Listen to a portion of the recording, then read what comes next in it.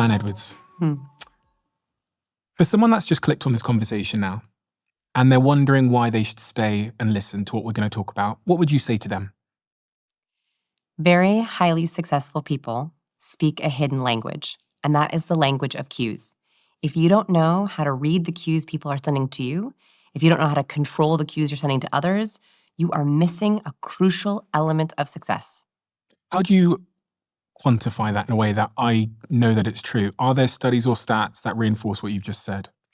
82% of our impressions of people are based on warmth and competence. That means that if we can control our warmth cues and our competence cues, we know we are taking care of 82% of our impression. And that is critical to being more memorable, to being more confident, to having clearer communication. And taking that a bit further, what areas of my life will that impact? So if I'm warm and I'm competent, which you're telling me are things that I can control, what are the downstream consequences of that? So I think my mission is to tackle a big lie. And that is that smart people will translate their book smarts into people smarts.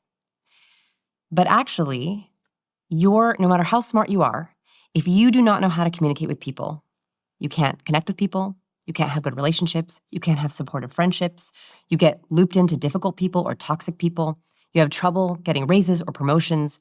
When you are able to control your communication, it helps you not be overlooked, not be misunderstood, and that affects your friendships, your partner, your career, and it also helps you feel more confident walking into a room. And what is your research based on? Are you a researcher? Have you done sort of first-party research yourself? Where were you drawing from? So I'm a recovering awkward person. So I used to believe that you were either born with charisma or you weren't, that charisma was genetic. And in 2002, I discovered a study that changed my life, which said that charisma can be learned. This is when I started to figure out, okay, if charisma can be learned, how do we learn it? How can we learn blueprints for conversation? How can we learn frameworks for how we connect and how we socialize? That's when I started doing my own research. So I'm a behavioral researcher and a best-selling author on communication, and I specialize in helping very brilliant, very smart, awkward folks not be overlooked. And give me some sort of depth as to the amount of research and the quantity of research that you've done, how many people you've studied, how many hours of footage, etc. Yep. So I developed my first framework about 12 years ago, and we've helped 400,000 students learn that framework, master it, and conquer awkwardness or feel more confident. Some of those folks had very professional goals, like getting raised or promotion. Other folks were so socially anxious and so awkward they couldn't make friends. Other people were looking for their soulmate or their partner. And so 400,000 students have told me that this framework works. Nobody teaches us this stuff, do they? Or actually, extroverts tend to teach it. So I read the quintessential How to Win Friends and Influence People back in the day. And that's a wonderful book, but it's a book written by an extrovert. If you are not naturally extroverted, I am not naturally extroverted, I'm more ambiverted. It is very hard to learn how to communicate if you don't naturally gravitate towards people. I was like, there has to be a way to teach introverts and ambiverts to be able to feel confident without having to fake it till you make it, without having to pretend to be extroverted or outgoing, to be taken seriously or to be charismatic.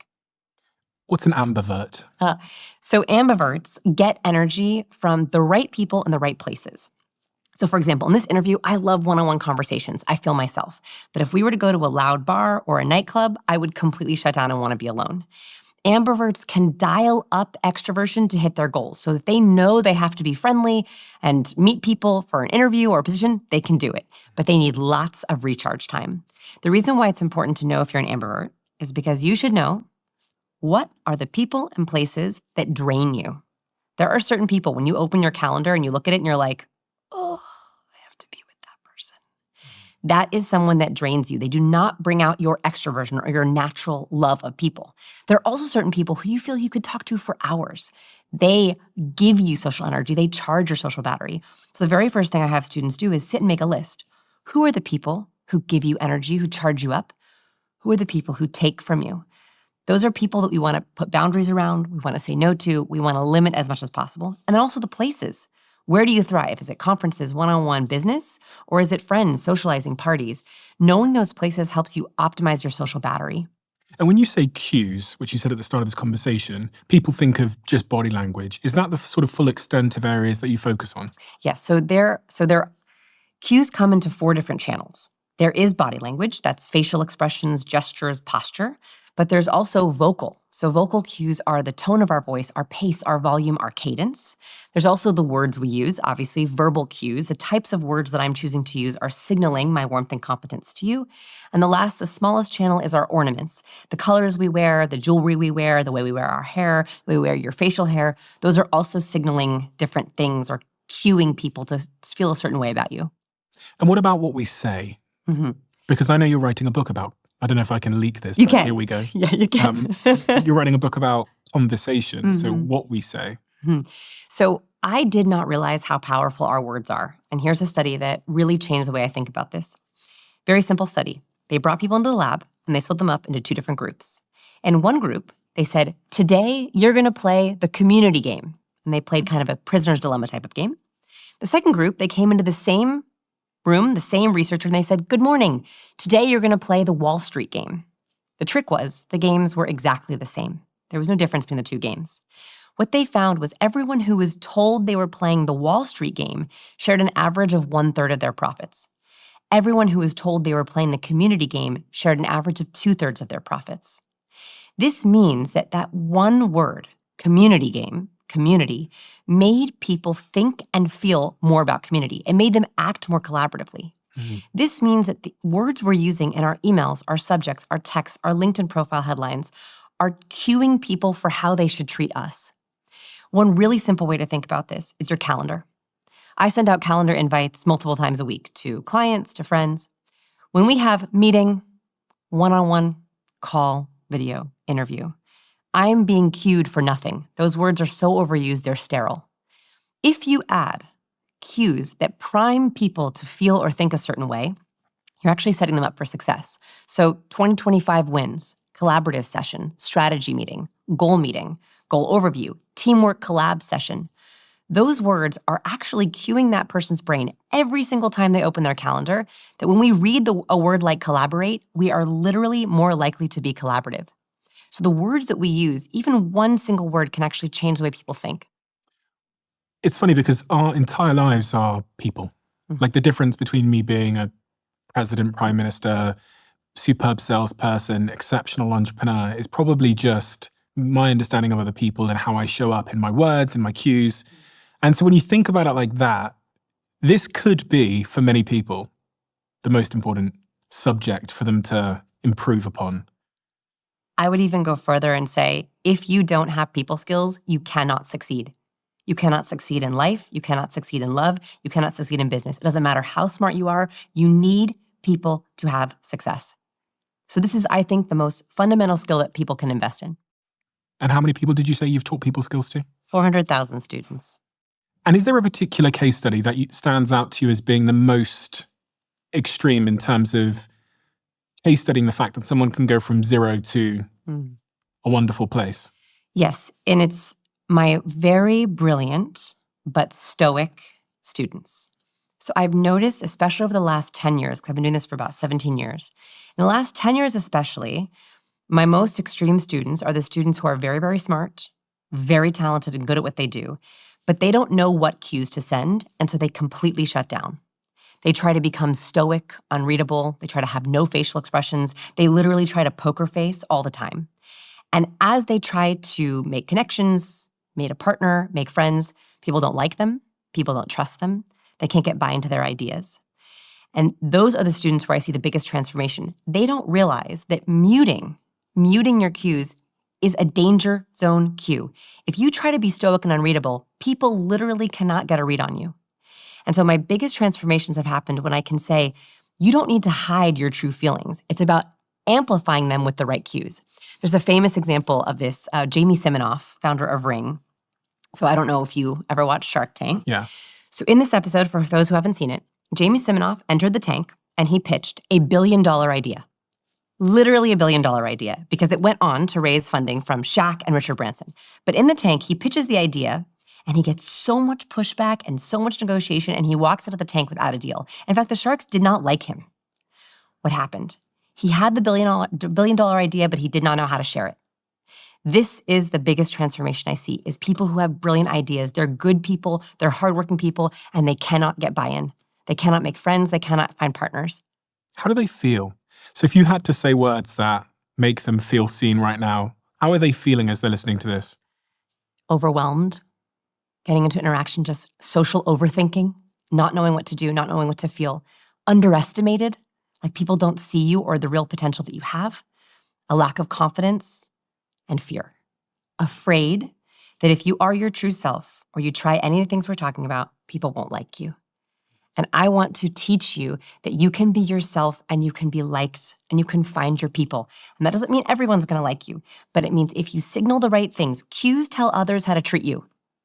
If you signal the right cues, you will find your people. One of the things that I was sort of inferring from what you said is the importance of understanding your resting bitch face. That's like the term we use in the UK, resting bitch face, which is like when you're just listening or doing nothing. Like, how does your face look? Yes. And you're telling me that's really, really important. It's real. So I call it resting bothered face. Because Okay, I have I to be probably shouldn't use that word. Resting Yeah. bothered face. RBF, same thing. Okay. Okay, this is a real phenomenon, which is that all of us have different faces at rest. Now, I want you to look at my face for a second. My face at rest, I'm going to rest it for a second. My mouth angles down in sort of an upside down U. So it looks like this. You see how these are going down? So at rest, I look a little sad. Yeah. That is just my mouth at rest. Yours goes pretty straight across. I just. You have a lot of hood. That's what that's I have called. a lot of A hood. lot of hood. Yes. This is hood. Yes. So that probably makes you, do people think you're angry or tired? Both. Both. Okay. People never call me angry. They call me sad. You need to look in the mirror and figure out what is the default of your face. If your mouth angles down into a frown, people are going to think you're sad. You're going to have to be counteracting that with your cues. If you have a lot of hood above your eyes, or you have these two vertical lines that appear between your eyebrows, you actually don't have them, but if some people at rest even have those two lines, people are going to think you're angry or frustrated. If you have down eyes, so I don't know if you noticed, but I've added cat makeup to my eye. Ah, yes. Yes, that actually makes me look less sad, because also my eyes slope a little bit down at the end, which makes me look sad. Okay. So people often are like, are you okay? Are you tired? I'm like, no, that's just my face. So I have ways that I counteract it. One, I get to use makeup, which is a great thing. But second, I know that I need to make my face a little bit more up, right? So when I am interacting with someone, when I'm on video, when I'm interview, I typically rest my face in an upward position. I've activated these muscles, so don't I look happier? You do, but have you got to consciously tell yourself to do Yes. that, or do you just always remember? No, I have to consciously tell myself to do that. Now, I only need to do that with people with their first impression or when I'm trying to make a good impression. My team knows that I'm not sad, right? Like my team, they see me all the time. They see me without makeup. They know that I'm not sad. They know that's just my face. So here's what's critical. One, you should know, what is your resting default? Are you looking sad, angry, or afraid? Oh, afraid I didn't do. So if you have, you actually have some. So you have them just right here, these light lines here. So when we're afraid, we go, and we raise our eyebrows up, and you can't see it because I have Botox on my forehead. But if you there you go, that's afraid. No, open your eyes and go, that's afraid. Okay. So the more you have those lines and the whites of your eyes appear, like have you ever seen someone kind of walk around like a deer in the headlights? Yeah. They make you feel anxious. Like if I were to do my entire interview a little bit wide-eyed, you would not only feel anxious, but you wouldn't believe what I was saying. So you all should see if you have this default lines or if the whites of your eyes show. Look at your profile pictures. In your profile pictures, here are the 3 biggest mistakes people make. 1, they're showing fear eyes. Yeah. Yeah. So you're signaling accidentally anxiety. So try to make sure you're not showing the upper whites. Second mistake people do is they make a contempt microexpression. So that's a one-sided mouth raise. So just do a one-sided mouth raise for me. Does it make you kind of feel like, better than? Don't do it for too long. Yeah. So if you do it at home, there's a facial feedback hypothesis. When you make these faces, it actually triggers the emotion. Just like when you have the emotion, it triggers the face. There's a loop that happens. So if people make the contempt expression, one-sided mouth raise, not only do they look scornful, kind of disdained, they actually begin to feel better than and scornful. So do not do an asymmetrical smile in your profile picture. You are accidentally signaling negativity. The third biggest mistake you will make is you do an inauthentic smile in their picture. The only true indicator of happiness is when these cheek muscles are activated. Anyone can fake smile. This is what mine looks like. Do it, right? Yeah, I do it. Yeah, and people know. I would rather you not. No, because I just don't have a good smile. What? Look, like what am I going to... Am I going to say, no, it's horrible? Do you know, I don't have a good smile. That's not your real smile. So I literally have to do this when I take photos. Because that's my smile. But I can't do the teeth smile. thing. What am I going to do? Well, you can smile without your teeth as long as it hits your upper cheek muscle. So just try this for me. Put your pen or your finger in between your mouth like this. and smile as hard as you can go. Oh, that's better. That reaches all the way up into your eyes. Do you see? Oh, that's not.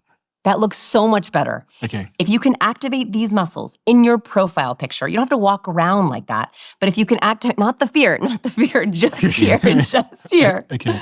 If you can activate these muscles in your profile picture, it shows authentic happiness, or don't smile at all. I hate the advice. Just smile more. Fake smiles do not work. Dr. Barbara Wild studied this. She took pictures of people thinking of something they were authentically happy about, took a picture of them smiling, then she told them to fake smile and took a picture of them. On the surface, you really couldn't tell the difference between the two smiles. They looked very similar. But she had participants take mood tests, then look at the picture, look at one picture or the other, group A, group B.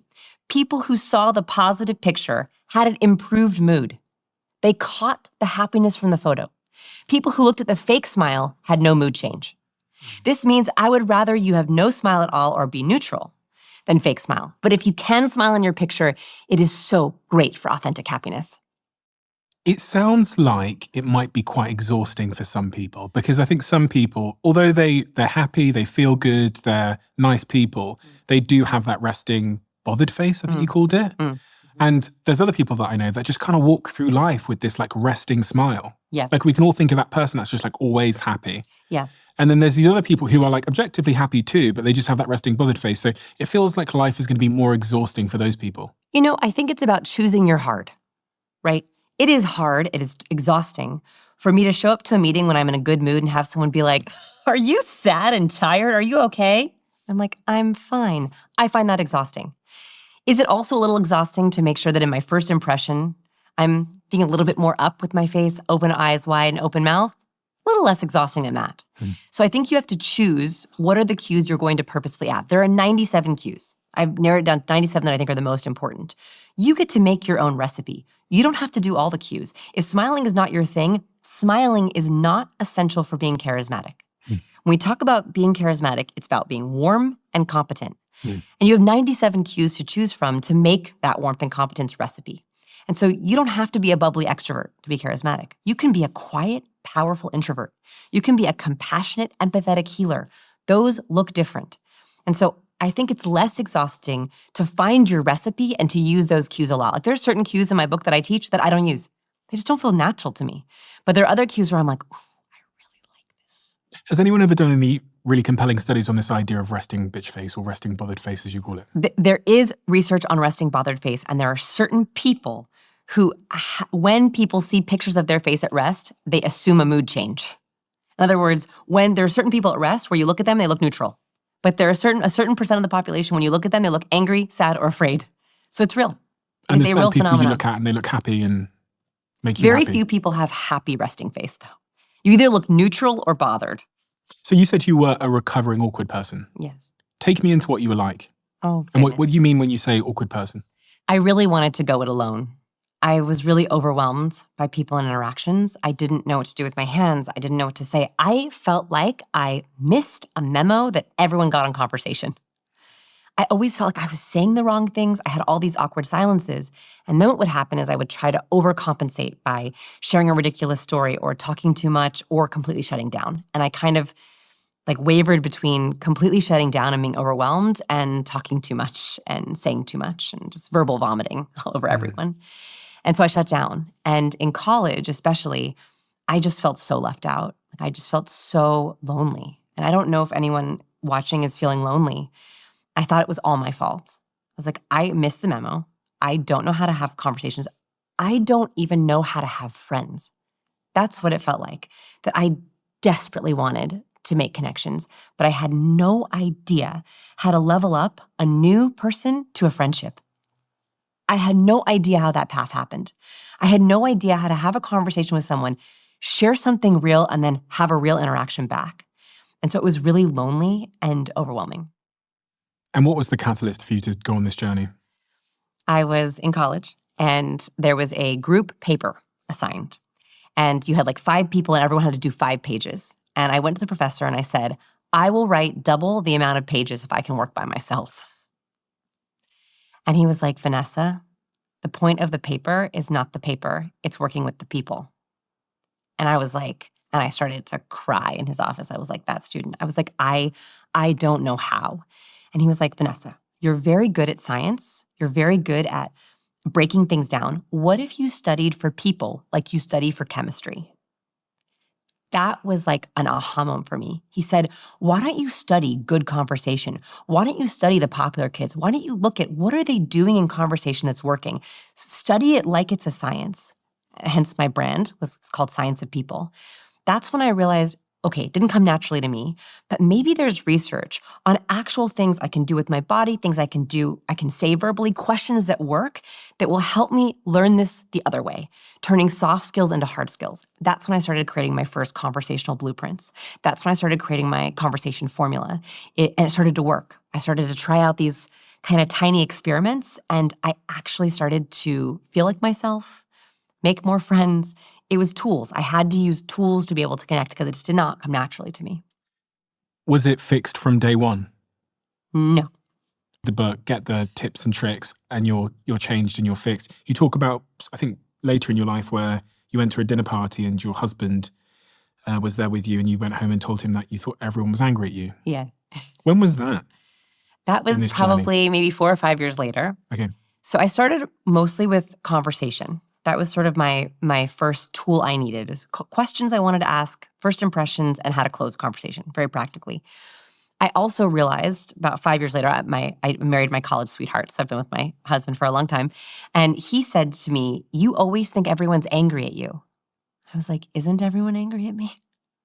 And I realized there are certain people who misinterpret neutral facial expressions as negative. I have this problem. So I will see a neutral expression on someone and assume they are angry or afraid or stressed or don't like me. And that was creating this really bad loop, because when you think someone doesn't like you, you shut down and become more unlikable. There was a study I discovered right around this time. This is done by Dr. Van Sloan. He wanted to know what makes popular kids popular. Very clever study. He studied thousands of high school students across a variety of high schools looking for patterns. Why is it that some kids across these grades and ages are really popular? He had all the kids ranked across all these schools. He had them looked at traits, and then he guessed what made the popular kids popular. Were they more athletic? Were they more attractive? Were they funnier? Were they smarter? What was it?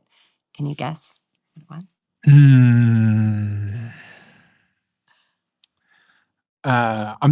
I'm just basing this on the kids that were popular in my school. They were funnier. They were self-deprecating to some degree. Mhm. They were remotely good at some sports, maybe. They were funny, happy. I don't know. What is Okay, it? so he found that the most popular kids across the one single variable that was held true across all the different students was the most popular kids had the longest list of people they liked. So when he asked, one of the questions of the survey was, who do you like? They had the longest lists. And when he looked at their day-to-day, they had micro moments of liking. They would go down the hallway and be like, hey, Chad. Hey, Chelsea. Hey, Sarah. They liked so many people, and that in turn made them more likable. This showed me that being likable is in our control. Being likable means you have to be first liker. If you set out to like more people, you become more likable. And that was a really big shift for me, because for so long, I thought it was all about me. It's a very selfish way to be, right? I was like, I better be impressive, I better be funny. But actually, what makes us likable is just liking as many people as possible. I was laughing as you're speaking because I was just playing out all the different sort of personas of people listening right now. Yeah. And I just had this one persona of the person sat at home who just like slumped over because they realized they hate everybody. Like when you said that, they were just like, fuck, I hate everybody. Look, I get it. And I also think that if you hate everyone, if that's you, let me try to convince you for a second. It could be because you're asking the wrong questions.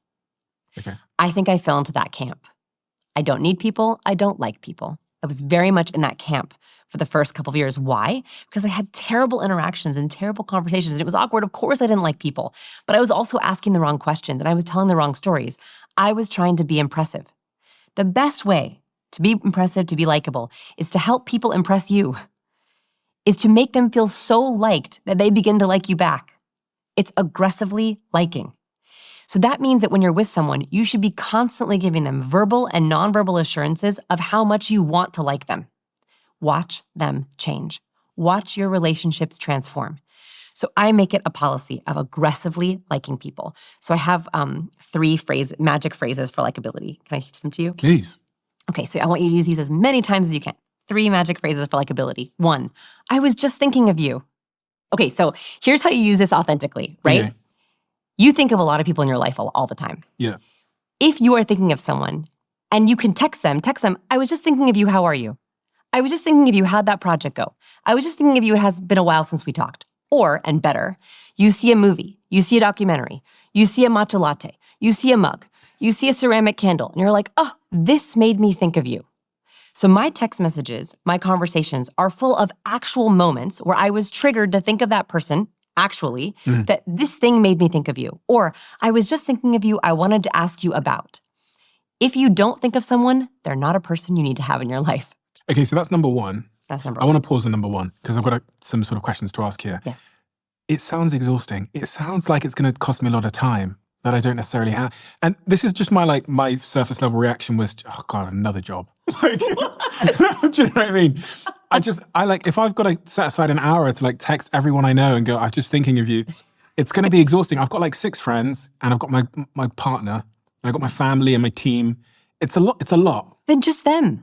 And also, it doesn't take an hour when you're like, oh, stainless steel mug. This made me think of you, right? You're only doing it when it's actually naturally occurring to you. I don't want you to sit at your desk and be like, I'm due for some I was just thinking of yous. No, this happens in the wild. Okay. You're watching a documentary, you're at a restaurant, you're on the bus, you're like, oh, that reminds me of this person, quick text. That is less work than missing an old friend and not knowing what to say. It is less work to see something in real life or have a thought of I wonder how Sarah is, and reaching out to them than, I miss Sarah, but I'm not going to reach out to her. It's also less work when you see someone and you haven't seen them in a while, or they're a friend of a friend, or they're that casual coworker relationship, and you're like, what do I say? I think it's a lot of work to go up to that person and be like, how was your weekend? I think that's a lot of work. I think boring small talk is a lot of work. If you actually thought of them to say, I know you love dolphins. I saw this dolphin documentary on Netflix. Have you seen it? I was just thinking of you. Made me think of you. I got another concern. Oh. So if I start firing out these WhatsApp messages telling people when I'm thinking of them, it's just going to be opening up loads of conversations that I then have to deal with. Do you know what I mean? It's going to be like, hey, I was just thinking of you. And then they reply, they go, oh, how are you? And I go, I'm good, thanks. And then I go, how are you? They go, I'm good, thanks. And then, do you know what I mean? And then they might ask me. I don't believe in asking, how are you? Okay. That's a whole other thing. This is a good test. If you are worried that they're going to start a conversation that's going to bore you and feel like work, they're not a close friend. So don't text them. Okay. It's a very good test. If there's someone where you're like, oh, I don't really want to hear how they are, don't text them. Okay. This is for the people who you want to level up with. There are 3 levels of intimacy. People who you kind of know, their personal, their general traits, where they work, where they live, what they do, that's it. You don't want to go any deeper with them. Level 2 people are people where they know your personal concerns, their goals, their motivations, their personality traits, their worries. Those are people who you want to invest in. And there's a last level, which is the most deep level, which is called self-narrative, which is the story we tell ourselves about ourselves. If you categorize your relationships, another activity I love for my students to do is make those 3 levels on a piece of paper. Write down the 20 people you can think of, the top 20 people you spend the most time with, where they fall. So we have acquaintances. We have acquaintances who just kind of know where you're from, what do you do, the basics. Peripheral people. Yeah, right. And by the way, some of the people who you're close with you might not be deep with. Yeah, true. Right? Level 2, personal concerns. Could they tell you what is your, Stephen, biggest goal right now? Okay. And then the middle layer I didn't understand. That's the middle layer. That's the middle layer. So it's general traits, personal concerns, self-narrative. What's self-narrative? So this is what my next book is about. I'm doing research on it right now. Self-narrative is the story you tell yourself about yourself. So is this a group of people? It's the levels of intimacy you are with someone. So would your partner know the story you tell yourself about yourself? I'll give you an example. 100% she would. I think so. So I think that there are basically 3 main types of narratives, and you should know what these are for the closest people in your life. Maybe only 2 or 3, and you should also know what it is for yourself. The best one is a hero narrative. This is, I've worked really hard. I've had some challenges and mistakes, but I've overcome with hard work and smarts, and now I am where I am. Every version of their story, their career, their life, their relationships is that same narrative over and over again. Then there's what I think is called the healer narrative. And again, I'm doing research on this for my next book. The healer narrative, their story is all about helping others. They typically are in careers of service, of helping others, physical therapists, nurses, healthcare. Their story is, how can I be more helpful? They tend to have a problem, though, if you're in a relationship with a healer, is they always put other people's needs before themselves. Do they have some kind of historic trauma? They can. And a lot of the times they were put in a position of caretaking too early. Like they were told that you're of value if you can caretake. You're of value if you put your needs last. So they tend to be people pleasers. They tend to say yes to everything. You have to be careful if you work with a healer because they're great to work with. They help, but they say yes to too much. So healer is the middle one. The last one is victim narrative. Victim narrative, no matter what, personal, professional, love life, taxes, they have the same narrative. I experienced challenges and mistakes, and I didn't overcome. No matter how hard I work, no matter how smart I am, the world is against me. So a question I ask people to begin to uncover their self-narratives, do you feel lucky? Do you feel lucky? I feel very lucky. I also feel very lucky. Yeah. People who have a resounding yes to I feel lucky are more likely heroes or healers. People who say, I don't feel lucky, I feel very unlucky, are typically victims. Dr. Richard Wiseman did a study. He asked people to perceive their own luck. How lucky do you feel? Then he gave them a challenge. He gave them a newspaper. And he said, I want you to count the amount of images in this newspaper. They sat with the newspaper and they counted all the images, but there was a trick. There's always a trick in these studies. On the second page of the newspaper, in big print, it said, stop counting. There are 42 images in this newspaper. Almost all of the people who perceived themselves as lucky saw the ad, closed the paper, and gave it back. So there are 42 images. Almost none of the unlucky people did. The unlucky people missed the ad and kept counting, spent a lot of time, and made more mistakes.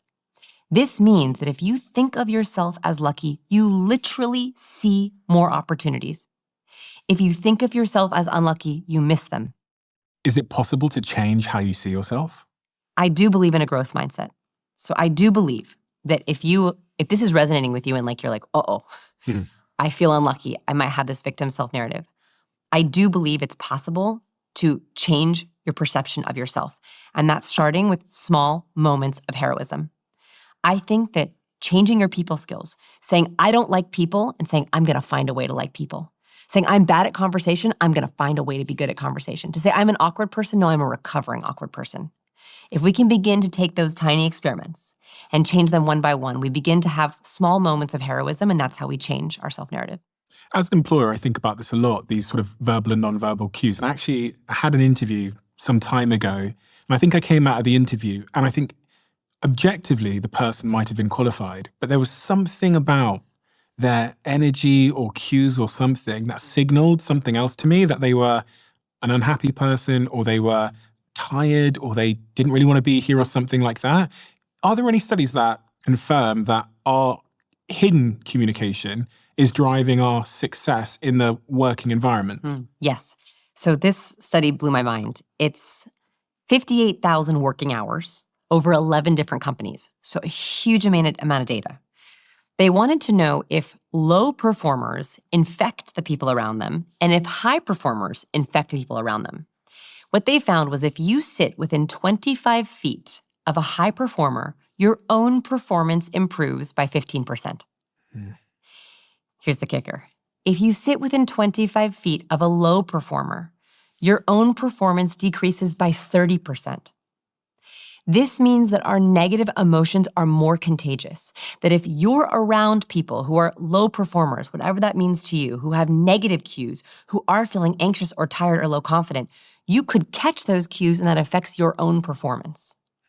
This is why it is incredibly critical to invest in the 5 people who you spend the most time with.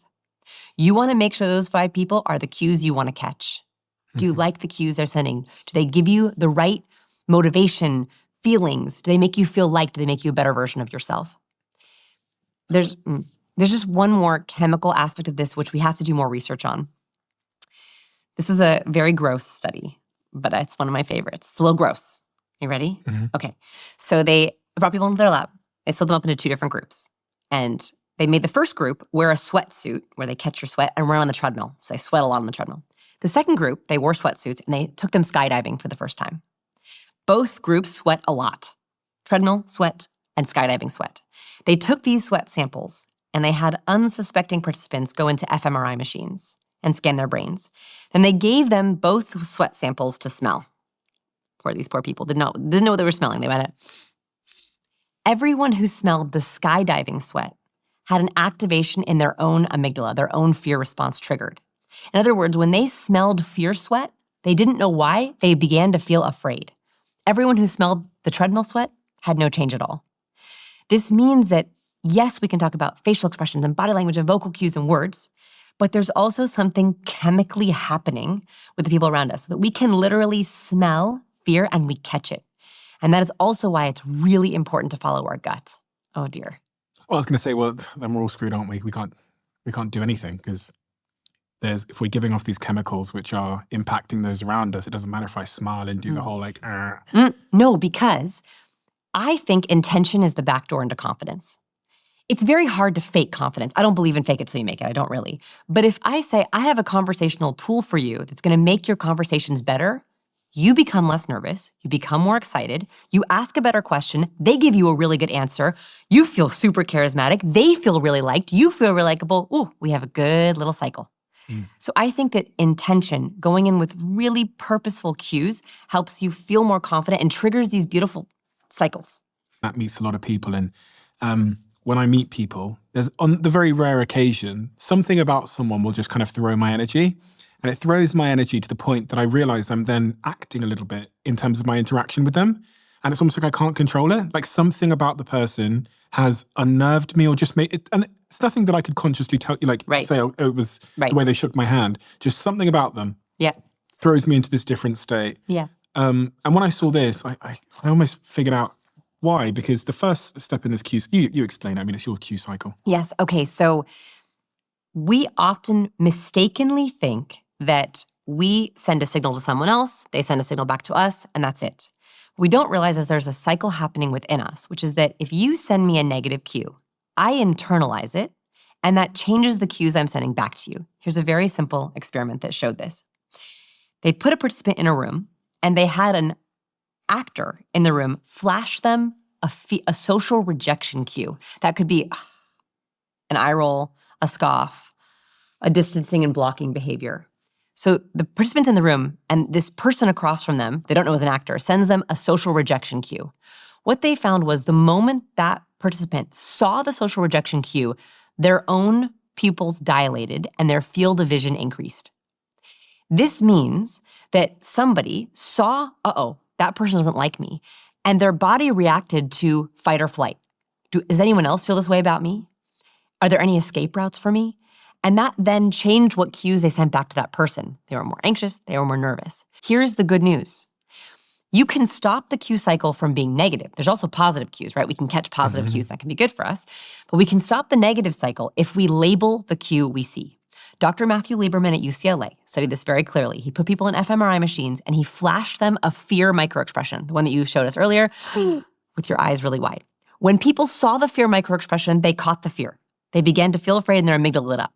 But when he taught them say fear or think fear, he taught them the microexpression, it stopped activating their amygdala. Meaning, if you know how to read the 97 cues and you see contempt or social rejection or a mouth shrug or a lip purse, all not great cues, you can in your head say, lip purse, I'm good, or clocked, noted. That intel is actually empowering. So that backdoor into confidence is also, you can label it, name it, tame it, and you're in control of it. That is a much better way to interact and also can help you like people for all my people who don't like people. Okay, so in those moments, I should, in my head, just say, you're particularly famous for a TED Talk that you did, which did very, very well. It was called You Are Contagious. And it really opened my eyes to the importance of hand gestures. Yes. Which I didn't really think were that important before. But it's funny because going through this election cycle, and obviously Trump has now been elected as the next president of the United States, he is someone in particular that uses a lot of hand gestures. And in your TED Talk, you make the case that hand gestures matter. Oh, so much. I think the hands are the windows into the soul. I think what we underestimate is the power of our gestures. Love it. Just love it. Just those jazz hands, those jazz hands. So I'm going to do a little experiment with you. Okay. So I'm going to put my hands in my lap. I've been very careful to leave my hands on the table for the entire interview. That's on purpose. Now, something funny happens in your brain when you can't see my hands. And the longer my hands are underneath the table, the more your amygdala will begin to fire. And the more distracted you become with, where are her hands? Why are her hands under the table? And the moment I bring my hands back out again, your brain goes, and that is because hands show intention. And this makes sense from an evolutionary perspective. So if we go back to caveman days, if we were approached by a stranger caveman and they went, friend, friend, friend, friend, friend, friend, we saw they weren't carrying a rock or a spear, and they were probably a friend. In fact, when we go, so nice to meet you, we can see someone's hand, we know that they're literally not going to harm us. So our brain still keeps this mechanism that if we're on video and we can't see someone's hands, or they walk into an office with their hands in their pockets or behind their back, we feel a little bit uneasy. So there's two things for this. First is the moment someone first sees you, you want to be friend, friend, friend. Good to see you. Oh, so nice to meet you. What, put your hand up for people that can't see? The moment I walk into a room, hey, nice to see you. Even before I handshake, even an old friend, I'll be like, oh my gosh, so good to see you. On Zoom, morning. Hey, team. For people that can't see, she's basically putting her hand in the air. Which is like a little wave. A little wave. We love a palm. As humans, we love seeing someone's palm. There's something about it that makes us feel like, they're literally open palmed. So that's the first. In the first few seconds of someone seeing you, in person, on video, try to flash your palm. Very, very simply. Second, we understand competence in two ways. Very highly competent people know their content so well, they can speak to you on two tracks. They can speak to you verbally, but they also can speak to you with their hands. This is why we loved picture books as kids. And so when someone is speaking, we're listening to their words. But second, we're looking, are their hands outlining their words? So for example, all the best TED Talks start the same way. And this is what got me my TED Talk, is we studied all the TED Talks from 2010, looking for patterns. And my team and I coded every TED Talk we can find, looking for differences between the most viral TED Talks and the least viral TED Talks.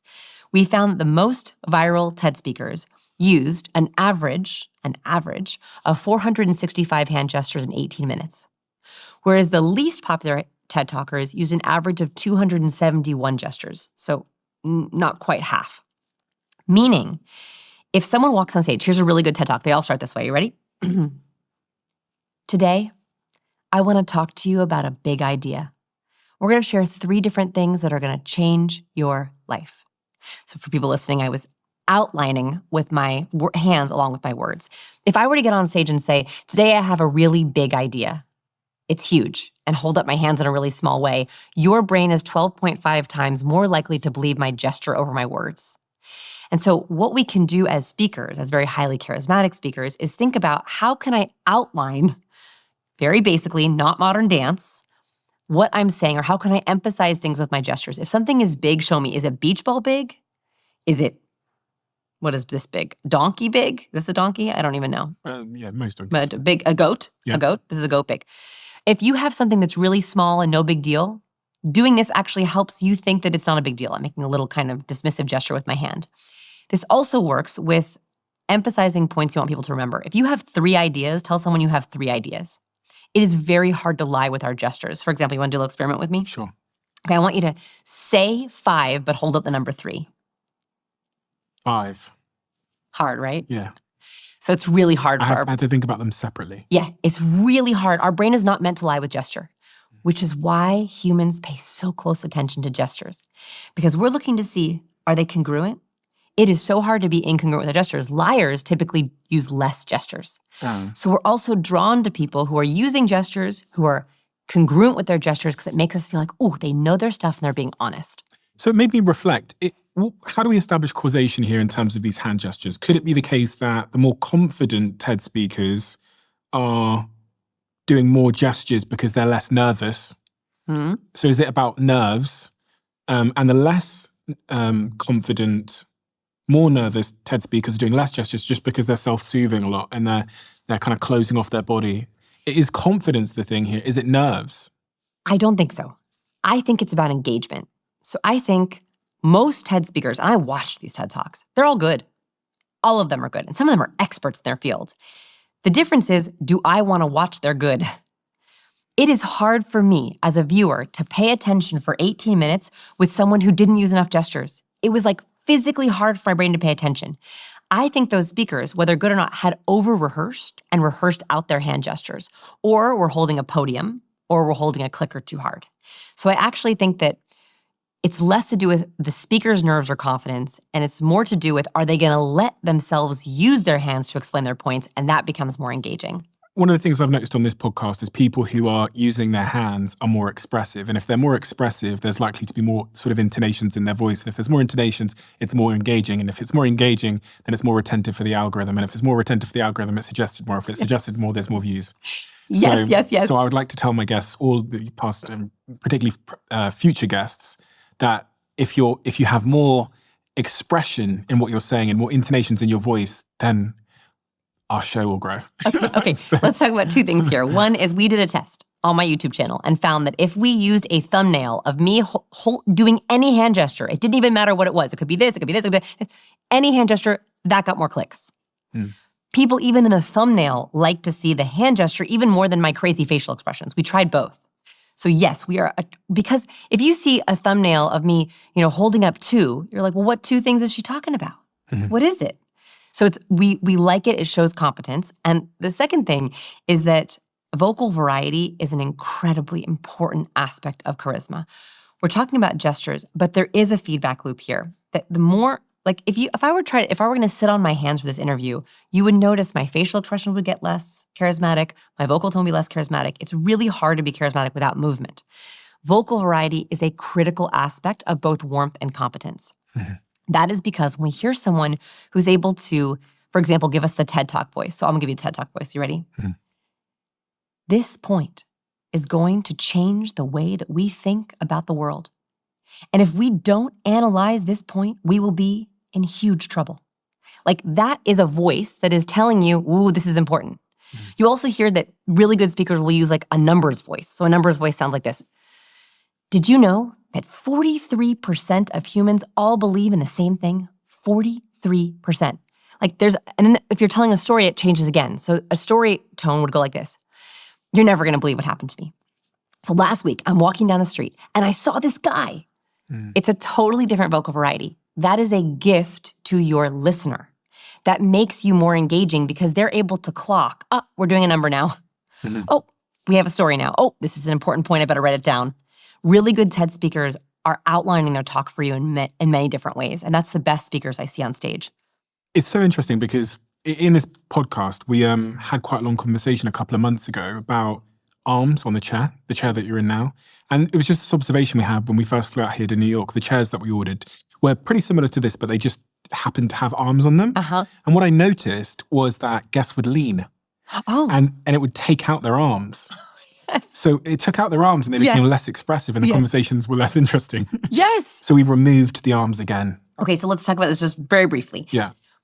I actually do recommend chairs with arms, not in this setup, because look at the difference. So actually, right before this interview, you asked me to scoot my chair in, right? Your amazing team asked me to scoot my chair in. Thank you for that, because it makes it so that I want to put my hands up. If I were to be sitting farther back, I'm just gonna lean back for a second, I would be tempted to put my hands in my lap. So the critical piece of this is you're having me scoot up to the table. It would be really hard if I had arms, because then I would wanna go like this, and it would make me look like a duck. Right, so you wanna use a chair with arms to be broader. It actually does broaden your arms out, unless you're really close to the table and you can put your hands on the table. But it's amazing how the physical environment can change how we are perceived and how we move. But even we're very intentional about the sort of mirroring of our body language and just making sure that we're head on, because this conversation is entirely different if we're side on. Very much. It's not going to be the same. Very much. And there's not going to be the same level of intimacy. We also thought a lot about how big the table was. This is quite a big table. What's the distance? Perfect distance between two people having a good conversation is that we could shake hands if we wanted to. And that is because there are 4 different proxemic zones. So the fancy word for space is proxemics. I don't know if you have that beautiful graphic. I printed out this. Yes, that's it. Yes. So there are 4 different space zones, and these are really good to know if you're trying to set yourself up for success. The public zone is about 5 to 8 feet away, and conversations happen. And then there's the intimate zone. A big mistake people make is they place their video camera too close to their face, which means they are accidentally signaling intimacy cues with their colleagues and their coworkers. Have you ever been on a Zoom with someone where their face is the entire camera? Yeah, I was on one earlier on. And you're like, please, back up. And that is because your brain is going too close, even though they're across a camera. So what I would really recommend, measure the distance between your nose and your camera. It should be 1 arm length. So it should be the tip of your nose to the tip of your fingers, or 1.5 to 3 feet away. That is the ideal zone for having good conversation over Zoom. That's really interesting as well, because I was thinking about the conversation I had actually on the way here in the car with a colleague of mine, and they had called me on FaceTime. Now, the thing with FaceTime is it's going to be close. It's going to be close. And it did feel a little bit intimate. It does. Because they called me on FaceTime. Yes. Obviously, if I was on my laptop, they would call me on Zoom or something else, and there would be a Farther. meter. Yeah. So I think that's why we can sometimes, at least introverts, feel like, don't FaceTime me, it's way too personal. It's because there's a setup there that it's actually accidentally tricking you into being in the intimate zone with someone. This is also why loud bars and nightclubs work so well for facilitating romantic relationships. What happens in a loud bar or a loud nightclub is you can't hear someone. So you go, what? And then you get a little bit closer, and all of a sudden you're accidentally standing in someone's intimate zone, which then that cue cycle begins to kick in where you're like, well, if I'm standing within 1.5 feet from this person, maybe I should feel intimate with them, which then makes you lean in more, makes you want to touch more. That is why people go to bars and nightclubs to facilitate these romantic relationships. It's accidentally going into the intimate zone. When I was younger, I've said this a few times on the podcast before, but it feels very relevant. My older brother Jason, he ordered this book called The Game by Neil Strauss. Yes. And he ordered it to university, but he accidentally put the wrong address, and so it came to home. This sounds like an elaborate story for me, like buying a pickup artist book. But it came to home, and I read the book, and it was my first time understanding that body language was, important, but even something you could learn. Yes. And when I say body language, I mean everything. And it's interesting because now, after reading your work, I actually think maybe what I should have been aiming at was how to be more charismatic. And you talk about these 5 science-based habits for being more charismatic. Yeah. I guess the first question is, what is charisma? Yes. And then what are these 5 science-based habits that can make me more charismatic as a person? Like, how do I know if I'm charismatic? You are charismatic, but you lean higher on competence. So this is not my work. This is the work of Dr. Susan Fisk. This is an instrumental study. It's been repeated many times back in 2002 that found that to be charismatic, you have to be both highly warm and highly competent. Or more importantly, you have to signal high warmth and high competence. And that this makes up 82% of impressions of people. Warmth, trust, likability, friendliness. Competence, power, reliability, capability. So very highly charismatic people, you meet them, you see them, and they are signaling, you can trust me, you like me, and boy, am I reliable and competent at the very same time. So when I say you are charismatic, but you lean very high in competence, which means that people can see you as cold or stoic if you're not showing enough warmth cues. Have you been told that? Intimidating? Indirectly. Indirectly, yeah. Right. People are too scared to say it to me, and I'm joking. But no, I do get that. I think I have like some degree of self-awareness as to how I come across. And I think how you described it is exactly how I come across. And that's not a bad thing, right? Like, you get to pick your own recipe. Like, I lean a little higher on the warm side. I'm also female. There are differences between men and women. So typically, not always, men default to higher in competence. Women are defaulted to higher in warmth. Typically, not always. This isn't a bad thing, but you should know that if you are trying to come across as warmer on your team, you're trying to inspire more collaboration, you're trying to make more friends, you want to dial up your warmth cues. If you're someone who's interrupted a lot, not taken seriously, people forget meeting you, you need to dial up competence. This is like a thermostat. You can dial up warmth cues and dial up competence cues, and this changes the way people treat you. So I have 5 power cues for competence, and I have 5 warm cues for warmth. We're going to go through all of those. Yes. I saw this wonderful graph which kind of explains it, which I'll put on the screen for anyone that's watching. And this was really, really interesting. There's a danger zone. The danger zone, I'm guessing, is when you're low warmth and low competence. That's it. Those are those folks that are stoic. If you don't send enough warmth cues, if you don't send enough competence cues, people cannot trust you. They have trouble working with you. They have trouble talking to you. This is the curse of very smart people. Very smart people think, my ideas will stand alone.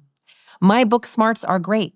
I don't need to communicate these cues. My ideas are enough. That's what happened to Jamie Siminoff in the tank. He did not show enough warmth or competence cues. He relied solely on his ideas and his numbers, and he could not get a deal. So people who want to be taken seriously, you have to show warmth and competence. The other problem with highly competent folks, and you lean higher in competence, so this is for you too, which is, it's directly from the research. Too much competence without enough warmth leaves people feeling suspicious. So no matter how competent you are, no matter how good your ideas are, if you are not showcasing that with warmth, people are skeptical of you. And this is what happens with a lot of my students is they're like, people don't trust me. They don't believe my ideas. They're skeptical. I get pushback, or I do sales trainings. They can't close. People push back on their numbers. And that is because some part of them is saying, I hear your competence, but you're not giving me enough warmth. And you be too warm. You can be absolutely too warm. You can be too warm and too competent. Too warm, you know what that looks like? That's too warm. Okay. Okay? Too warm is, so we'll talk about the 5 warmth cues. Too much of any cue is dangerous, right? So too much nodding, too much laughing, too much vocalizations. Those are all too warm, and they make us think this person is a bimbo or a ditz or not competent. That's what happens. We have too much warmth, it takes away from our competence. Where should we start? Let's start with the power cues. Okay, the power cue. So this is competence. Yes, power cues. Let me get some more power cues. Okay, so we talked about the importance of hand gestures. There is a very good competent hand gesture, which everyone should know if you want to be perceived as higher in competence. It's called the steeple. Oh, this. Oh, yes. It's on the cover of my book if you want to see it. Yes. This looks when your hands look like a little steeple. They're kind of relaxed and open. It's a triangle for anyone that can't. It's kind of like a triangle. Yep, a triangle. It's a power pose for the hands. Why? If you were doing this pose, you're showing I'm not hiding anything from you. You can still see my palms, but I am very relaxed and poised enough so that I'm keeping my hands together. Now, be careful. Don't drum. This is evil fingers. Yeah. This is Mr. Burns. For those of you who know, right? Yeah. So it's a nice still steeple. They rated hand gestures in a study, and they found that this was the highest rated hand gesture that leaders made was when they made this gesture. Now, personally, I don't use this a lot in my interpersonal interactions because it doesn't feel super natural to me. It's funny because we took one picture for my cover photos, and every single picture of me for my cover photos, I was smiling. And my wonderful photographer, Maggie Kirkland, said, Vanessa, can we just do one of you serious? And I was like, but I'm not serious. She's like, just one. Just do your most powerful power cue. And this is the only picture. And that was the one that we chose for it. So it's just funny because it's a very high competence cue. So you can try the steeple. Just be careful not to do evil fingers with it. That's a high competence cue. That picture of you on the front, what is that signaling? So it's a perfect balance, right? So 1, I have the steeple cue, competence gesture. 2, I'm angled towards you. My body is angled towards you, which is a warmth cue. That's fronting. My toes are angled towards you, which is warmth. I also have a smoldering eye contact look, which is high competence, which we can talk about. And I have an up face, right? I'm not in my resting, bothered face. So that's a slight warmth cue. That is actually how it makes me feel. There's an element of power, but it's not an intimidating level of power. Because this is a weird one. The most important measurement on your entire body is the distance between your earlobe and your shoulder.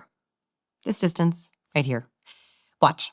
If I were to do this in the interview the entire time, if I were to have a very small distance between my earlobe and my shoulder, I would look anxious. I would also have a really hard time giving you vocal power. You would have do you trust me? No, you look nervous. Right, I look nervous. There's a direct correlation between confidence and anxiety and the distance between our shoulder and our earlobe. And very quickly, we're trying to just assess someone in the first few seconds of seeing them. We're trying to assess how confident are you? Can I catch it? We don't like people who are anxious. We don't want to talk to someone like this because we don't want to catch that anxiety, but we do want to talk to someone who has the max distance between their earlobes and their shoulder. So when you're in a first impression, also in your profile pictures, I want a relaxed distance, shoulders down, earlobes out, which is another reason why I like that this is how your table is set up, because it pushes my shoulders down so I have a max distance. That makes me look more confident, but it also makes me feel more confident. There's a look here. So when you do the steeple and then you roll your shoulders down and back, you will begin to feel more confident. Don't you feel good? What if you raise your head though? Because if I'm trying to get my ears away from my shoulders, I might go like this. Actually, they're the same distance. So you want to actually keep your chin level. And if you can help it, you don't want to actually look down your nose at someone. It's quite a scornful, judgmental. Yeah. Exactly. So you just noticed it even when I did it. So it's not this, it's just this distance. So maximizing this difference. Okay. Third one. I love eye contact. We all know good eye contact is important. But here's what you might not know about good eye contact. Eye contact is a power move when you look at someone at the end of your sentence. So we're very used to if someone's thinking about something and they're processing something in their head, and I'm telling you that there were 465 gestures in a TED Talk, that is the most important way that I want to showcase something to you. That we like it when someone is actually accessing different memories or areas of their brain, but then when I end my sentence looking right at you, you're like, so highly competent people make eye contact specifically at the end of their sentences to drill a point, and ideally when the other person is saying something important. Okay, interesting. I just did it then. Yeah. But I do that when I'm doing interviews because I kind of like look off into the distance to think a little bit and then I Yes. come back to ask. The worst advice I hear people give, body language experts give, make more eye contact, make 100% eye contact. It's awkward. Actually, in Western cultures, they've studied this. The ideal amount of eye contact is between 60 and 70% of the conversation. If you make over 70% eye contact, it's actually considered a territorial gesture. So if I were to be making 100% eye contact with you, it feel very invasive, very awkward. We like it when someone is processing or gathering information from around. Like if I'm processing something or I'm thinking about something or I'm accessing, all that matters is at the end of my point, I'm looking right at you. And that feels so much more powerful. Okay, so that's number 3. Yeah, that's number 3. Yeah. Okay. Fourth one of my favorites. It's called a lower lid flex. Lower lid flex is one of the least utilized, but one of my favorite cues. So biologically speaking, when we are trying to see something far away, we harden our lower lids. Like I'm trying to read the titles on your bookshelf. I harden my lower lids. That is because when our eye is trying to see far, it squints to block out the light. Mm-hmm. So you'll see more details in my face when you harden your lower lid at me. So harden your lower lid. If you look at People's Sexiest Men Alive, almost every man in that magazine it's Zoolander, right? Blue Steel. Blue Steel is actually just a lower lid flex. That is because when someone is trying to really focus on something and really understand something, their lower lid is flexed as you're doing right now. And boy, oh boy, do we like it when someone is lower lid flexing at us. Because it means you are really trying to understand and see me. So a lower lid flex is a great power cue to use in moderation, right? Nothing too much. That when someone is saying something on a date or in a meeting or a colleague is saying something really important and you want to show them, I am really listening, that lower lid flex shows them I am super focused and intense on you. That is why women find men who do the lower lid flex very sexy because they feel like, ooh, he's really focusing on me. Now, there's a little side note to the lower lid flex. Lower lid flex it's inherently in itself a positive cue. It's a cue of focus, right? If you are in a presentation or a meeting and you say something and someone suddenly lid flexes at you, you might have just said something they're like, really? Yeah. So for me, this was a game-changing moment as I was giving a presentation to a bunch of executives. And I said something about oxytocin, which is the hormone of love and cuddle and connection. And he goes, I saw him lower lid flex at me. But he's also turned his head there. I don't remember if he turned his head. But all I noticed is that distinctly he went from to. Yes. And I went, does that make sense? Any questions? So if you see a lower lid flex, your best choice is to try to gather more information. That makes sense? All good? Any questions for me? How do we feel about this? So I said, any questions for me? And he goes, and I looked right at him. I said, any questions for me? He said, I think they gave my wife oxytocin in labor. Is that the same thing? And it's true that they give a form of oxytocin to induce women in labor. That's how strong oxytocin is, that in high doses, it will put women into labor. It's a form, it's called Pitocin. I said, you're absolutely right. In medical settings, they can give synthetic forms of oxytocin to push women into labor. That was a moment for me because one, as I realized I was able to stop the skepticism and the confusion right there before we moved on to anything else. And now when I teach oxytocin, I say, in social settings, oxytocin means this, because in medical settings, it means something different. So noticing that lower lid flex is incredibly important for you to understand where you might have a hint of skepticism or a hint of confusion. If you're in a sales meeting or a presentation, you want to make sure you have addressed whatever that person is flexing about before you move on.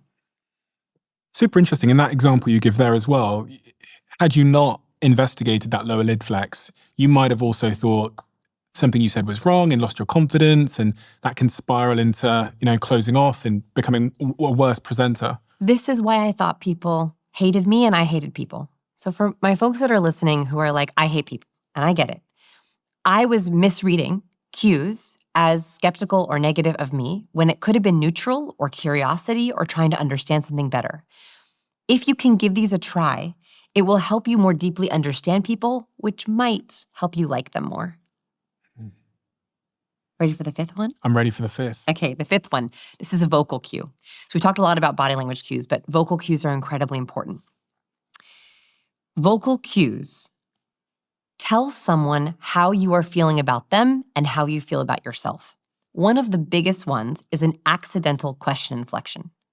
A question inflection is when we go up at the end of our sentence, so it sounds like we're asking a question, even if we're actually using a statement. The research has actually looked at what the brain does when it hears an accidental question inflection. If we are listening to someone and we hear them accidentally use the question inflection, our brain goes from listening to scrutinizing. Why? Our brain wonders, why did you ask me that? Liars typically accidentally use the question inflection. If I say to my daughter, did you take the cookie from the cookie jar? And she goes, no. Liars are asking, do you believe this? So we have noticed, we did a massive experiment in our lab where we had people play 2 truths and a lie with us. So share 2 truths about themselves and a lie. And we found overwhelmingly one of the biggest patterns, there's a couple of different patterns, but one of the biggest ones was that liars asked their lie statement. So like it would sound like this. Here, you can play with me and I'll add the question inflection to one. I love dogs. I live in Austin, Texas, and I love cilantro. Oh, yeah. You don't like cilantro. No. It's like a crime against humanity. Like, why do people put cilantro on anything? So we noticed people asked the lie because they were asking, do you believe this? So our brain is very adept at this. If we hear the accidental question inflection used, we go, wait a minute, is someone lying to me? The biggest mistake that salespeople make is they get through their entire pitch and they ask their number. So it sounds like this. Hi, we'd love to do business with you. We'd love to have your project, and the cost of this service is $5,000. If you ask your number, you are begging people to negotiate with you. If you are asking for a raise or you are asking for a certain salary and you ask it, you are signaling to the other person, I don't really believe this number and you shouldn't either. So the power cue, number 5 power cue, is using the downward inflection. Highly competent people, they do not mistakenly use the question inflection. They actually go down at the end of their sentences. Nothing so you can hear it. The problem in this country is that we don't take seriously enough the issues of our people. And if we don't take those issues seriously, we will be in grave trouble. So he tends to go down at the end of his sentences. He also has a lot of space in the bottom of his mouth. That gives us him more resonance, but it also makes us think, oh, he really believes his word, because it's the opposite of the question inflection. If you have a boundary, if you're setting a limit, if you're telling someone something really important about you, say it. Don't ask it. That is the biggest thing you can do to get people to take you seriously. Interesting. And don't ask your name. Most often, I hear people ask their own name and it destroys their vocal charisma. So that would be, my name is Vanessa Van Edwards. Not my name is Vanessa Van Edwards. Your perceptions of my confidence in those 2 introductions are radically different.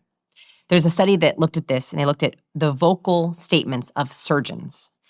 They had surgeons come into their lab and record 10-second voice tone clips, the clips that are most important when they're meeting patients. Their name, their specialty, and where they worked. Sounded like this. Hi, my name is Dr. Edwards. I specialize in oncology, and I work at Children's Presbyterian Hospital. They took these clips and they warbled the words, so you could hear the volume, the pace, the cadence, but not the actual words being said. So it sounded like this. I worked very hard on practicing that, by the way. That's amazing. Because it has to sound like me, but nothing. They took these clips and they had people rate these surgeons on warmth and competence, the 2 things that we know are most important for charisma. The doctors who had the lowest ratings of warmth and competence had the highest rate of malpractice lawsuits. In other words, we don't sue doctors based on their skills. We sue doctors based on our perception of their skills, and that happens within the first few seconds of hearing them. So if you give the question inflection on your name, on your specialty, on what you do, people begin to doubt you. So the bad doctors sounded like this. Hi, my name is Dr. Edwards. I specialize in oncology, and I work at Children's Presbyterian Hospital. Those doctors got rated as low in both warmth and competence because their brains were going, why are they asking? Are they not sure? I'm not sure either. So it's really signaling conviction in Confidence. Who you are, Yeah. what you're about, and what you do. Yeah. Interesting. So practice your name, your price. It's that like a question, didn't I? The first one, I was like, Yeah. hello, my name's Steven. Yeah. Because I was actually asking, I was trying to ask you if it was a good pronunciation. That's so funny. That was the upward inflection. And didn't it feel different? Totally different. The second one was me. Uh-huh. So the first one was like seeking validation. And you use a lot of downward inflection, except when you're asking questions, which we like, Okay. right? That's why you lean higher in competence, is you use already a lot of downward inflection. It's so interesting because as you were speaking, something came to mind, which I was reading about in your work, which is you're really good at what you do. You're like Thank very you. good as a guest on a podcast and just as a professional generally. And as I was thinking this, I was saying to myself, I'm sure she knows. And I'm sure she can tell from my face that I think she's good. But it's funny because in your work, you say that we overassume people can read us. Yes. So like when I was thinking, oh, she's so good. And in your work, it says that I was doing it. I was assuming you knew how I felt about you. But in your work, you also make the case that I should say it. Yes. Yes. Yeah. There's an effect where we think that people know how we feel. Specifically, it's called signal amplification bias. There's a name for this study, which is that we think our signals are obvious. That if we like someone or if we're having a good time, we think, oh, they for sure know it. They don't. Oh, the 3 magic phrases, we never finish them. That's why you say, I was just thinking of you.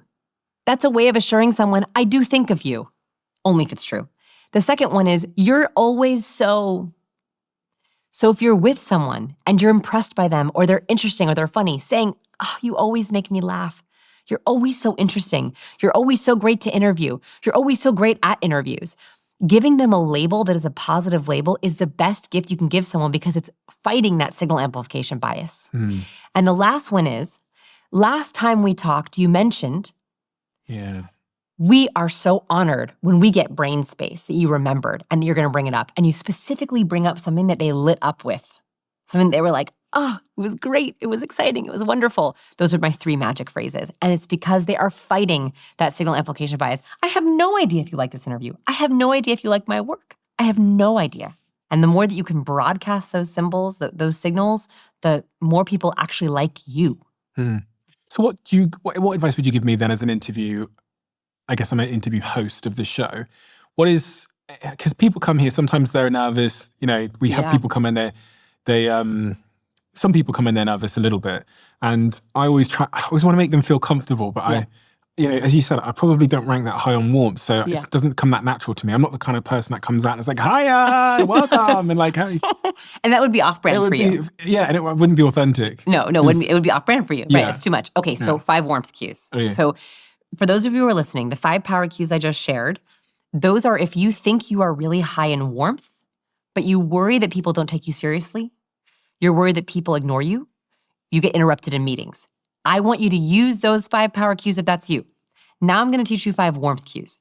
If you have ever been told you're intimidating, hard to talk to, cold, if you often feel like people are holding back or not opening up to you, I want you to use these 5 warmth cues. This is dialing up your thermostat. Okay, these are for you too. First, we love a triple nod. Research has found that if we do a slow triple nod, the other person speaks 67% longer. So as an interview, this is a great cue. Watch, so here's my triple nod is, We love it. It's like a nonverbal ... It's like, tell me more. Now, be careful. Don't bobblehead. That's exactly right? So here's for everyone watching. Here's good. Here's please hurry up. Yeah, that's shut the fuck up. Yeah. I've seen that before. Yeah. And it works. It's a really nice way of saying, please wrap, please end. So I love a warm triple nod, but you have to be careful with it. Okay, so that's cue number 1. Second, a head tilt. So universally, if we're trying to hear something, we tilt our head up and we expose our ear, right? We're as if we're saying, what was that? Like dogs do this when they're like, "Meow, meow," and they expose their ear. Humans also do this across cultures because it's kind of a way that we're like, oh, I'm listening to this. Research has found that if you deliver bad news with a head tilt, you are more likable. So people take the news better if you deliver bad news with a slight head tilt because it literally makes you look more warm. It literally makes you look like you're listening. Now, I only want you to do this when you're actually listening, but a head tilt is also a way that you can slightly add warmth to your conversation or to your interview or to your date. Okay, so we're going to go back to so we don't want to go too far. That looks weird. That looks a little weird, right? Not too much. And I also like to teach a head tilt to my highly warm folks who are bobbleheaders. So if you're like, oh, I do this a lot. Yeah. I'm a bobbleheader. I'm a recovering bobbleheader because I like people to like me, right? So I'll nod too much. If you are a bobbleheader, you can train yourself to replace it with the head tilt because it's physically impossible to head tilt while you nod. So if you're a bobbleheader, just head tilt. Okay. Head tilt. There's something about the head tilt which makes me, it signals they care. Yeah. And they're empathetic. Yeah. There's I don't know what it is about someone's head tilt that, because if someone was firing me and they were doing it like this, I feel like they don't care. There's something ruthless. But if they do it like this, it's like, you really care about me. That's so crazy. Just such a small... That one little thing. You know that you mentioned the book, The Game? Yes. I know a lot about that world. And there's a funny trick they teach, which I'll teach you. It's not part of my warmth cues, but I'm going to teach it to you because I think it's interesting. Don't let anyone use this on you. Okay. And nobody at home use this on anyone else. Don't use this on anyone else. But so there's this thing that NLP people will do, or pickup artists will do, where they move their hand like this, and the other person will begin to nod, because typically when we do this with our hand, the other person starts to nod, which makes you think, I agree, I agree, I agree. What are you doing for anyone that is watching? I'm moving my hand up and down in a nodding yes motion. And so what I've noticed very manipulative people will do is they'll be doing this, they speak like, don't you understand what I'm saying? Do you get this? And the other person will start to nod. And I've seen entire audience will start nodding. And then you think to yourself, well, I'm nodding, so I must agree with this person. It's a secret way to get someone to secretly agree with you. So just be careful and make sure no one uses that on you. And you're doing it in a bit of a circular motion. Right, it looks circular like. motion. It's not straight up and down. You're just kind of like, for anyone that can't see, she's... Like we're rolling something forward. And then you're like, it's really hard to not nod your head when someone's doing this, which then makes you feel like you agree with them. That's so crazy. It's like you've got like a string on my head. A string on your head. It's very weird. So don't let anyone do that to you. And don't use it. Don't use it on anyone. I don't teach it in my books because it's like, I'm worried that people... Okay, triple nod, head tilt, 1 and 2. Okay. Third, we already talked about this one, an authentic smile, right? A smile that reaches all the way up into your eyes. Highly warm people typically do that authentic smile more. Now, I don't like a fake smile, so I only want you to do it when you're authentic. What's wrong with that? That was my authentic smile. You laughed. This is why I don't smile. This is why people think I'm intimidating, because people laugh at my smile. Look. That's good. That was better. That was better. That was better. I can tell you're lying. Mrs. Body Language, I can tell you're lying. That was better. That was better than the first one. Better than the first one. That doesn't mean it's good. Well, I'm looking for good. Anyway, number 4 is... So authentic smells number 3. Authentic smells number 3. Number 4, we love a lean. Ooh, we love a lean. When in the proxemic zones, right, we're in those 4 zones, if someone's leaning into you, it shows they're literally trying to cross into that zone very, very subtly. And so you'll notice very highly charismatic people who you want to be friends with, they'll be like, tell me more. Tell me everything. And they lean in really close to you, and that makes you also feel closer. So if you want to be seen as higher in warmth, you can do this as a speaker. So you can lean in as you bold an important point. Like when I'm making an important point for you, I lean into it. I'm like, listen to this. This is good. But if I'm listening to you and you say something good, I'll be like, what? Really? So you can do it as a speaker and as a listener, and it immediately adds more warmth. It's funny, okay, this might be a little bit of a tangent, but it just came to mind as you were speaking. There are like the odd person in my life who I've known for many, many years, but whenever I'm around them, it kind of goes back to what I was saying earlier. My body is just off. And like, I just don't know what it is. Like, I'm thinking of one particular person, who I shan't name, where I could be in a room full of people and I'm relaxed, I'm calm, whatever.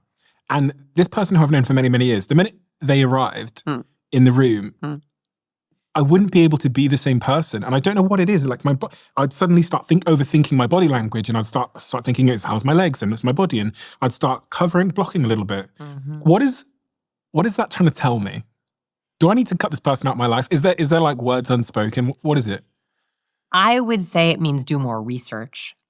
I think that gut feelings are incredibly important because, the best cue reading machine we have is our subconscious, right? Our subconscious or unconscious is picking up on lots of cues that we can't consciously know. We can't consciously know that we're smelling adrenaline, but we are smelling it. So I think that's a very important thing to pay attention to. It doesn't mean you should cut them out, but I think it's time to do more research. Are they truly happy for you? Are they truly rooting for you? Are they secretly angry or jealous? Maybe I'm doing it to them. It's possible that you're in a loop with them. Right? Like you're expecting that bad thing and that expectation becomes reality. Like they've studied this, that the Pygmalion effect is real. If you expect not to like someone, you send off more unlikable cues. They feel unliked, and so they don't like you either. And so it could be that you're in a loop with this person that maybe you make them feel the same way. What do I have to do then next time I see them? Because I want to dial up, I don't know, some warmth with this person or something, or break that cycle. Okay, if I were you, they're important to you? Yeah, they're important to me. Okay, so I would recommend asking questions that will level you up with them to level 2. So my guess is you might be stuck in level 1 with them because you're obviously uncomfortable with them.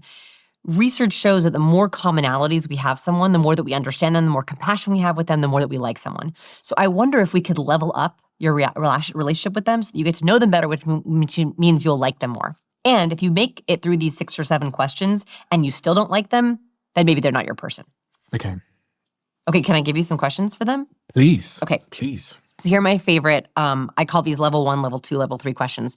In the framework that I'm researching right now, it's not done yet, I have 4 questions for each level, and I'm working through these questions. But here are the questions that I think are the shortcut to connection. Okay. That if you ask these questions with your partner, your friend, your colleagues, you're going to level up with them. Okay, first, are you working on anything exciting recently? So stop asking, what do you do? Stop asking, how are you? Stop asking, how's it going? That's why you hate people. If you're asking those questions, of course you're going to hate people. Those are the most boring questions anyone's ever asked. Can I give you a challenge? Yeah. A challenge. Here's one challenge from this podcast. Stop asking, what do you do? For 30 days, I want you to go on a what do you do diet. Asking what do you do is telling the other person's brain, stay on autopilot. Damn, I asked that last I know. night. No more. We're on a diet. Okay. Also asking someone, what do you do, is asking, what are you worth? And if someone's not defined by what they do, it's actually a rude question. Do you know what? You're so right. But it's so funny you say this because yesterday I went to this thing in New York, right? And I was introducing myself to some people, and there was one particular person who I went over to, and we were having a conversation.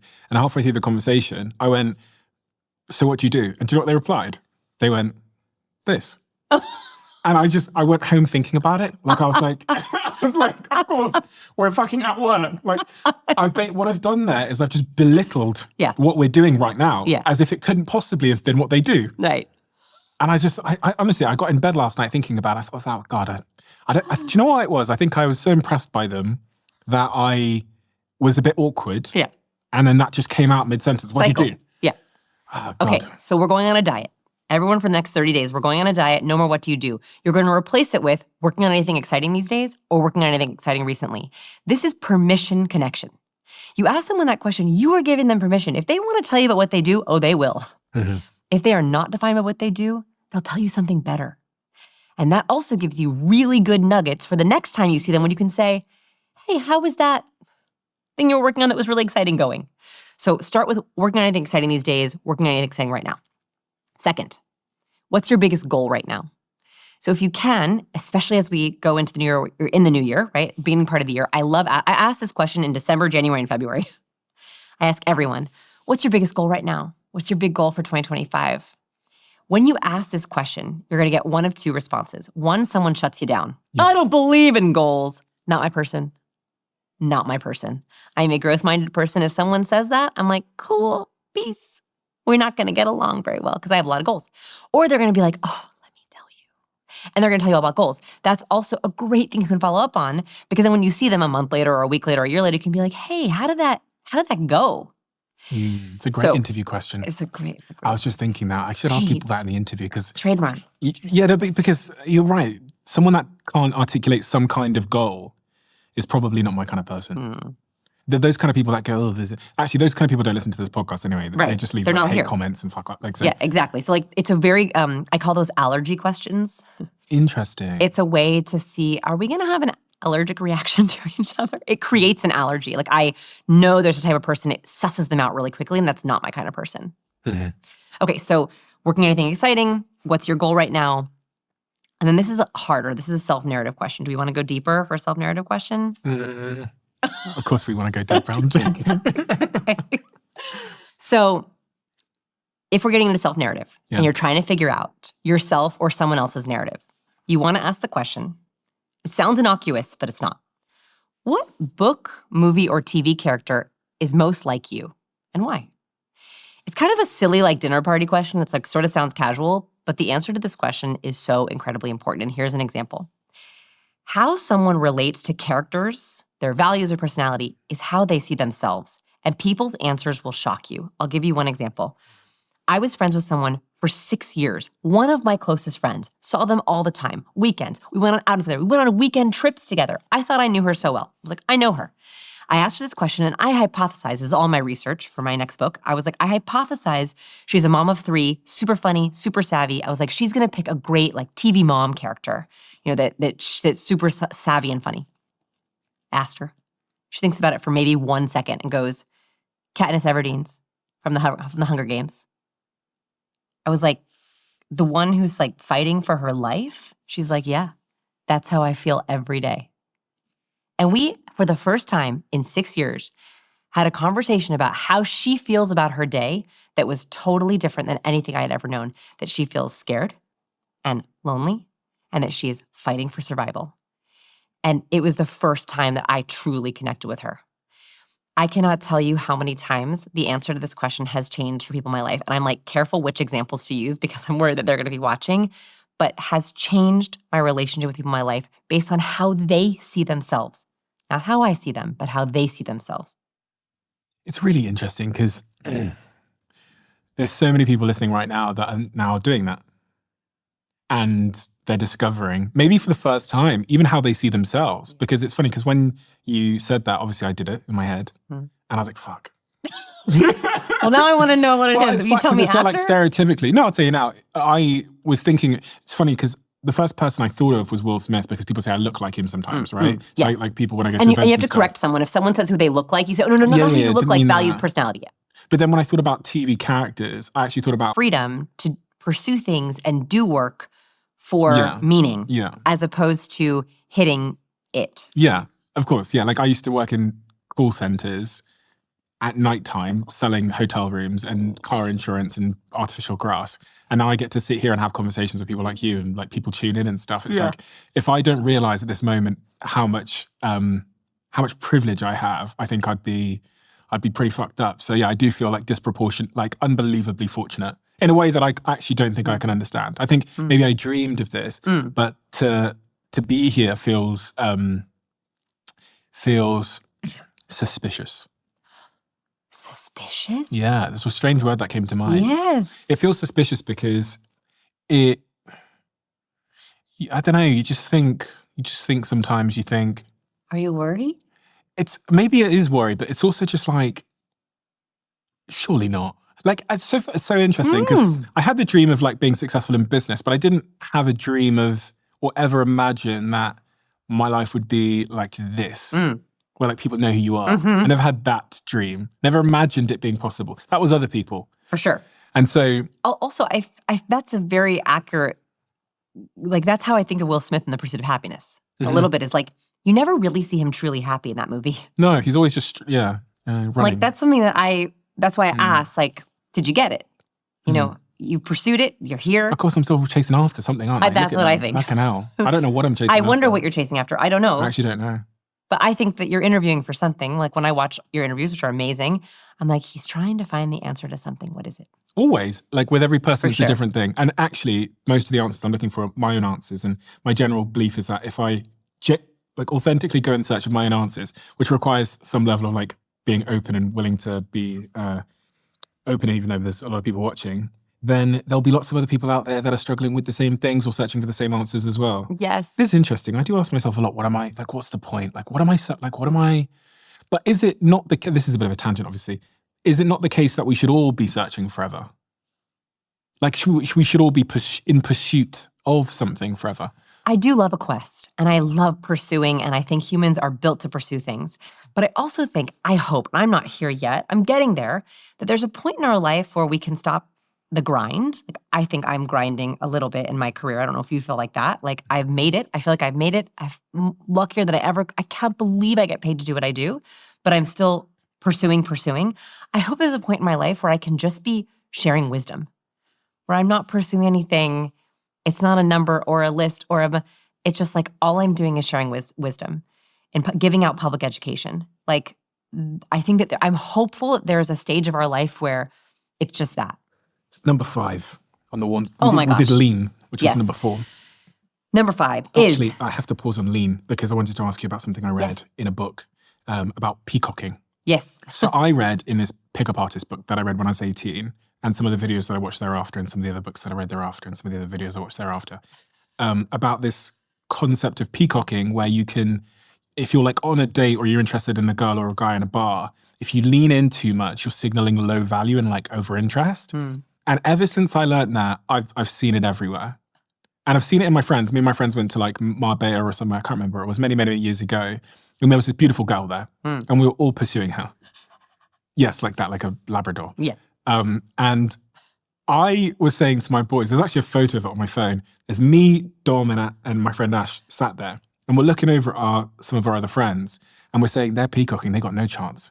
And that's how the story transpired. And then when this beautiful girl came over to my other friend, he was aware of this peacocking thing. He kept his neck back. He kept his chest back, all these kinds of things. He didn't lean in, even though it was loud. And Closed. Okay, here's why. Too much of a lean is a bad thing. It's called a bow, right? If you lean too far over, you get very quickly into bowing or submissive behavior. We don't like people who are submissive to us. We want equals. And so you're absolutely right. What triggers in the brain if you're leaning too much is literally, I am subservient to you. And that makes someone who does not want to be in control or in an unequal relationship feel very uneasy. So that is why too much of a lean, always with these nonverbal cues, is too much of a good thing. You lean too much, it's considered a bow. You also don't want to lean the entire time because then you look like a hunchback, right? I'm lowering my value by leaning in too much. And it's distracting. Like, I want to lean in as a bold or a highlight. If I were to be reading a book and highlight the entire page, the highlight means nothing. If you lean in when someone's like, what? Really? And then I lean back, then it's powerful. Every single one of these cues we are using as a bold or an emphasis or a highlight. Just enough of a good thing. Okay, not too much leaning. Just use it as a party trick, like a. I mean, just use it like infrequently. As a highlighter. Okay, as a highlighter. Okay, You're cool. highlighting. Got you. Yes. Fine. Number 5. Okay, 5, nonverbal bridge. So this is a concept that I learned on the road. So I saw this in action in a lot of our experiments. We did a big speed networking experiment in our lab where we had 500 speed networkers try out different conversation starters. We recorded them, we coded their conversations, and we looked for patterns of good and bad conversations. And we found there were certain questions that worked better than others, and there were certain questions that did terribly. And one thing we found is that when people rated a conversation on a 5 scale, like 5 amazing, best conversation I had, we're going to connect on LinkedIn, I think I like them, the best ones, they used a lot of nonverbal bridges. Nonverbal bridges are when someone is trying to bridge the distance between you. So that could be a lean is one of them, but it also could be a reach out. We noticed that in the good conversations, people were trying to physically close the distance between them with hand gestures, with leans, with nods, with foot movement, with drinks. And when they were close enough, they would often do very light touches on the arms and on the shoulder. So have you seen this like on a really good date? Have you ever been in a restaurant like my husband and I like to play this game where we look and we try to guess if a couple is Yes. like very like new couple, old couple, how they're doing. In a very good date, they are looking for as many opportunities to touch as they possibly can. That's a nonverbal bridge. So even if I were to be like, oh, let me tell you something, like that slight reach out, tap of the knuckles, tap of the arm, that's a quick saying, I'm going to reach into your intimate zone, but I'm not going into your intimate zone. And really good relationships, really warm people are those, they are bridging all the time. They walk by you, they touch your shoulder, they say, how's it going? Hey, I was thinking about you. Like they're constantly doing these very small bridges, and that might not be actual a physical touch. It could even be the look of a touch. Like one thing that I teach my students who are uncomfortable with touch is you can even touch without touching. That sounds really weird, but like putting you at the distance. So nonverbal bridges, trying to reach out, reach into someone's space very briefly and come back, trying to lean into someone's space very briefly. This is why giving people things or serving people is such a warm thing. You hand someone a drink, like you come to my office, I offer you hot chocolate, I offer you tacos, I want to break the social scripts, I want to give you something different, and I'm looking for reasons to serve you. You give people tacos at your office? Yeah. I'm in Austin, Texas. Strange. You would like it. You would like it. If you were hungry, I would like you'd be it. like, give me that taco. I would like it, but give me that taco. I don't know if that's office food, but each to their own. So hugging and stuff like that, there's this thing that people talk a lot about, which is awkward hugging. And sometimes you hug someone and you just feel like, oh God, they didn't like that. I didn't like that. That was bad for both of us. Yeah, horrible. Can we address the hug issue? Please. Okay. You need to signal what kind of greeting you want from the moment someone first sees you. You can stop awkward greetings from happening with simple nonverbal cues. Here's what they are. You want a handshake? So good to see you. I want you to be doing this from 10 feet away. So good to see you. Oh, come in with it. Yeah, you're literally far. signaling to someone, oh, so good to see you, Okay. right? This immediately signals their brain, don't try to give me an awkward hug. Don't side hug me, don't hug me, we're handshaking. It is a very clear way to be like, it's called blading. So we angle our body a little bit forward and we put one hand out. You know I'm coming in for a handshake. If you want a hug and you're a hugger, it's so good to see you, it's so good to see you. Okay, arms out. Arms out, and that's also gonna prevent the awkward side hug. The worst thing you can do is like this, only a little bit afraid, and I want to make them feel as liked as possible. Gosh, that's a lot just from that one sentence. I've hugged a lot of people. No, it is. Also, I have amazing students. We have millions of views on our YouTube channel, and they feel like they know me. And so if they want to hug me, I'm totally okay with it. Because I've been in their bed, I've been in their living room, I've been in their kitchen TV, on their phone. I've shared my stories with them, and I understand why they want to hug me because we feel like friends. And that actually is a compliment. And you like it? I do like it. Like when a student says, oh my gosh, I love you, I love Captivate. I'm like, come here. It feels like a friend. So on the hugging point then as well, is there a great way to hug someone? I mean, yeah. How is that? Have you been told you're a good hugger? Because then you might not be. I've tried to work on it. So I think I am now. Okay. I actually have been told I am. Okay, good. But it's part of the reason why is because I've learned a lot from doing this podcast, and someone told me don't tap on the back. Don't tap on the back. And they told me to we don't like being tapped on the head. We don't like being tapped on the back. It's a submissive cue, right? It's like you'll notice power players in politics will sometimes demean someone by going, hey, bud. Yeah. So we definitely don't hug. So you're gonna wanna approach equally. You don't want any kind of asymmetry in your hug, right? So that's why you wanna approach someone like this, like no asymmetry, none of this, straight on. So this is hard. If you are taller than the person, you typically wanna go up. But you wanna avoid who's going up, right? So the taller person should always try to go up. And you wanna literally angle up. The lower person's gonna angle down, and you're gonna try to go torso to torso. Okay. And I like a 2-second hug. By the way, there is research on the length of handshakes. I haven't seen research on the length of hugs, but a handshake should be between 1 and 3 pumps and 1 and 3 seconds. So for example, we're saying 1, 2, 3, that's good. And typically they found that if we do a 3-second shake, it's with a new person. So our first shake was about 3 seconds because we didn't know each other. But if I were to see you again, oh, it's so good to see you. That's a little faster. You do, okay. So typically, if you already know someone, you're just doing a quick reading, it's a 1 second. And if you don't know someone, it's a 3 second. What if I... Your face as I got to 4 seconds. You were offended. You're not my person. You were yeah. You also want to make sure that when you're doing a handshake, you're offering thumb up. Thumb up is really important. You'll notice that certain political power players will if we're shaking hands with him, so I don't know, but I've watched many a video, and he'll shake your hand, turn you up. It's a very vulnerable place to be. We don't like it as humans to have these arteries up. So he'll flip. So he'll flip, and then he'll pull you off there. It doesn't feel good, does it? But what does that signal? Does that signal competence and strength? No, I don't think it's either. I actually think it's a danger zone cue. Okay. Because it's purposely, none of the cues I teach are manipulative in that way. That is purposely trying to get someone off balance, to give them disequilibrium. I like relationships to be equal. That's why I want you to offer thumb up. I also don't want you to offer your hand up, where you're saying, I'm gonna be submissive to you. We don't like that, right? So thumb up. I can't remember where I learned it, but I learned that if you cup, then it's signaling warmth. So absolutely. I was gonna cup earlier on, but I was holding some stuff. I remember thinking, I'll walk out there and I'll cup. Cupping is really warm. It's double the warmth. It's double the oxytocin. It's like a hand hug. So it's super high in warmth. It's also called the politician's handshake. So you only want to do it if you are truly and genuinely trying to show warmth. Otherwise, it can come across as forced. Okay. I also, speaking of weird signals, I've heard this about men, that men to men have 2 different kinds of nods. Tell me if you think this is true. So if you walk down the hallway and you see a man you know, you go, hey, nod up. If you see a man you don't know, you go, morning, and you nod down. Oh, that's interesting. And supposedly it's because a person you know, you're willing to expose this part of your neck, but if you don't know someone, you want to keep your chin down, but you're still acknowledging them. Is that true?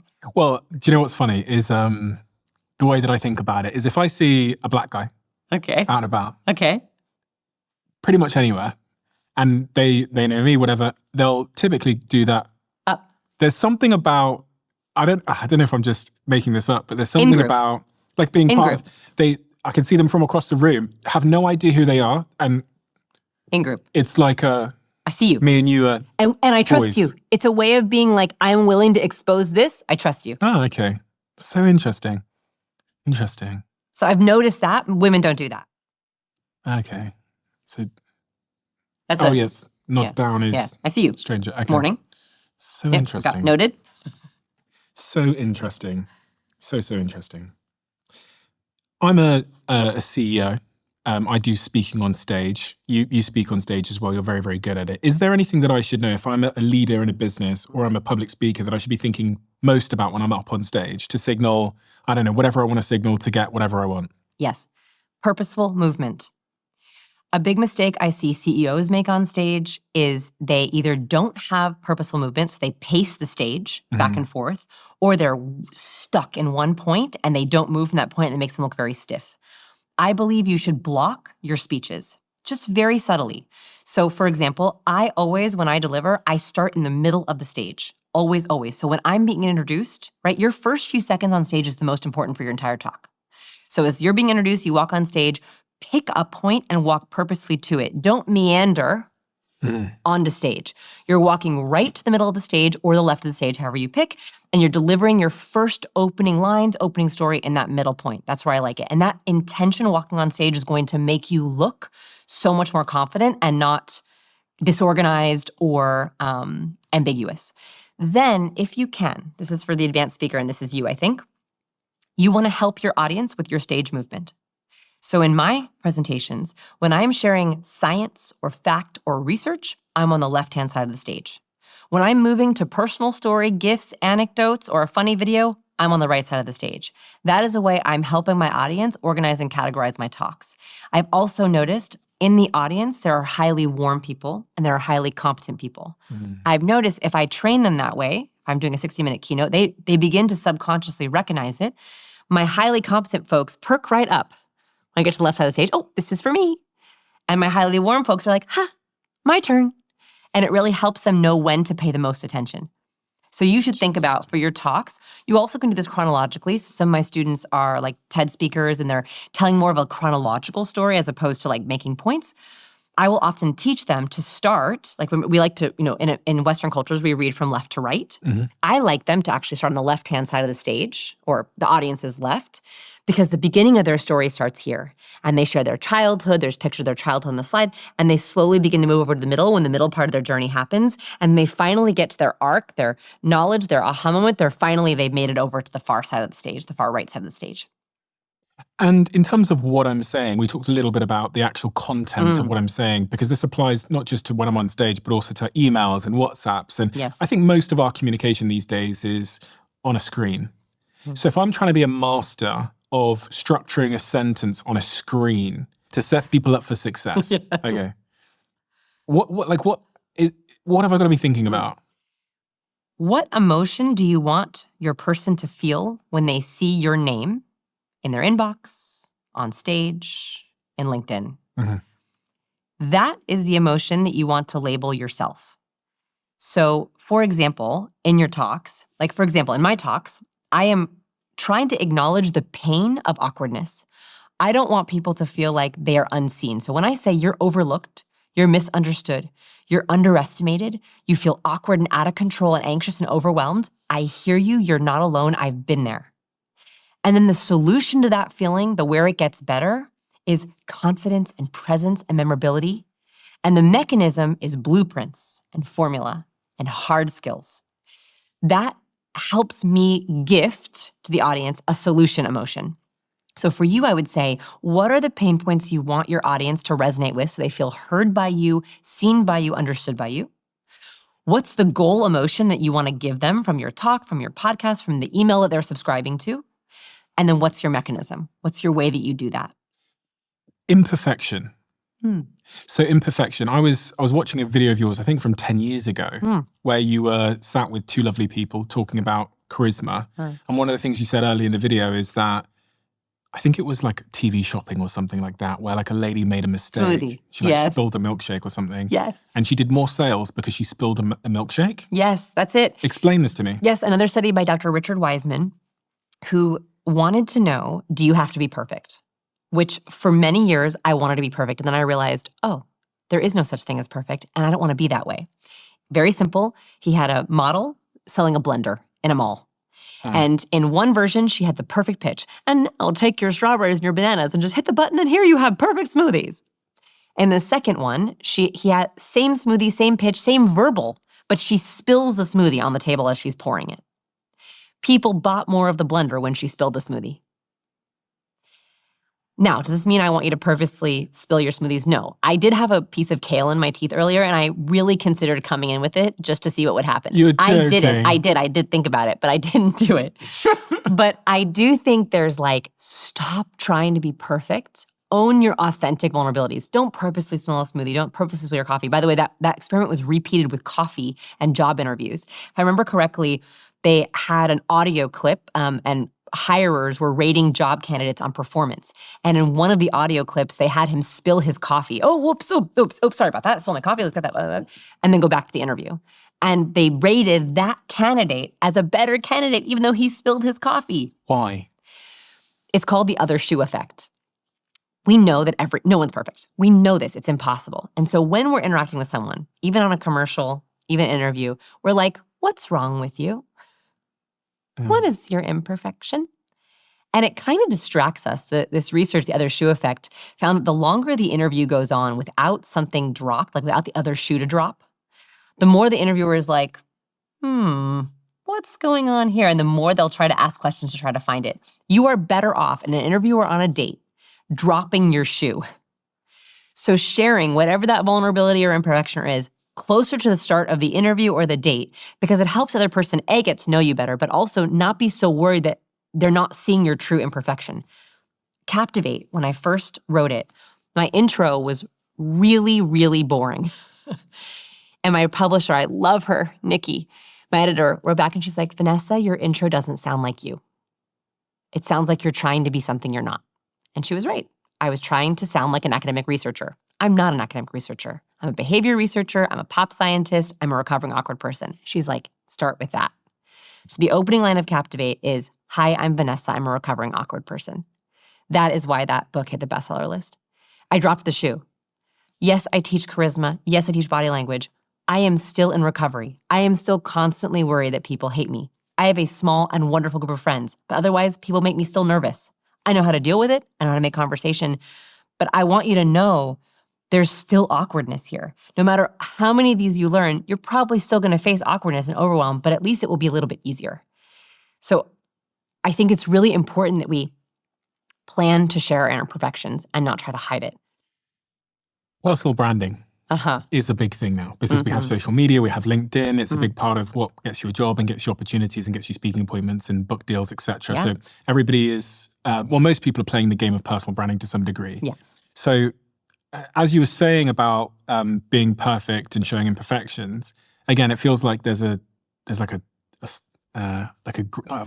gradient the right word? Spectrum. There's a spectrum. That's a nice word. For sure. You can go too far with imperfection. Oh, yeah. Me and my friends call this deficiency promotion. What? And then on the other end of the spectrum, you've got ideas promotion, which is like when you're all about look how smart I am and these are my ideas. And deficiency promotion is look how traumatized, broken, sick, ill I am. And you build a whole brand around that. Yeah. And you can so you're probably still going to get speaking appointments either side because, they're going to want people to speak about this stuff, but also this stuff. But I think you have to be quite intentional about how you show up on this spectrum. Well, first of all, what's true? Right? The very first question is don't purposely spill the smoothie. But you know what's interesting is when you build a brand, it becomes self-reinforcing. So I see people on both sides of the spectrum. Maybe they started in the middle and then they got likes and... That there are people who are locked into being broken and being messy and people don't want to see them triumph. However, I think it is important to show people if you are very broken and in a bad point, in a bad stage in your life, show it and then show them how you're a hero out of it. That can inspire other heroes. I agree. But is there such a thing as spending too long in either camp? Do you know what I mean? Because we like a little bit of, oh, you had a bad day, great. But you have a bad life is... Different strokes for different folks. I think there are people who would stay over there forever. Yeah, but if you're there for 10 years where you're just, every day you're showing up like another shit day for me, for 10 years. I think they would still get likes.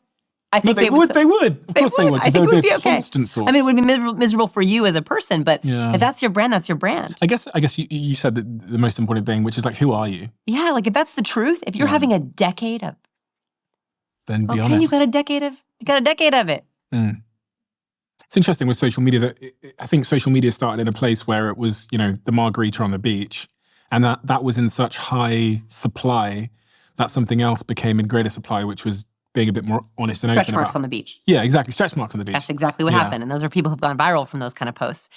I do want to say something about personal branding. I think about it a little bit differently. So in the very last section of cues, I talk about visual cues. We have to remember that the cues in our brand, the colors we wear, what's behind you in your background, the props you're holding in your picture, what's behind you in your videos, they're triggering neural networks. So for example, they've researched this. If I say free associate to fire truck, you might say red, engine, dog, and you might start to associate different words. There are really common neural networks. So what you want to think about is what neural networks are you triggering in your personal brand?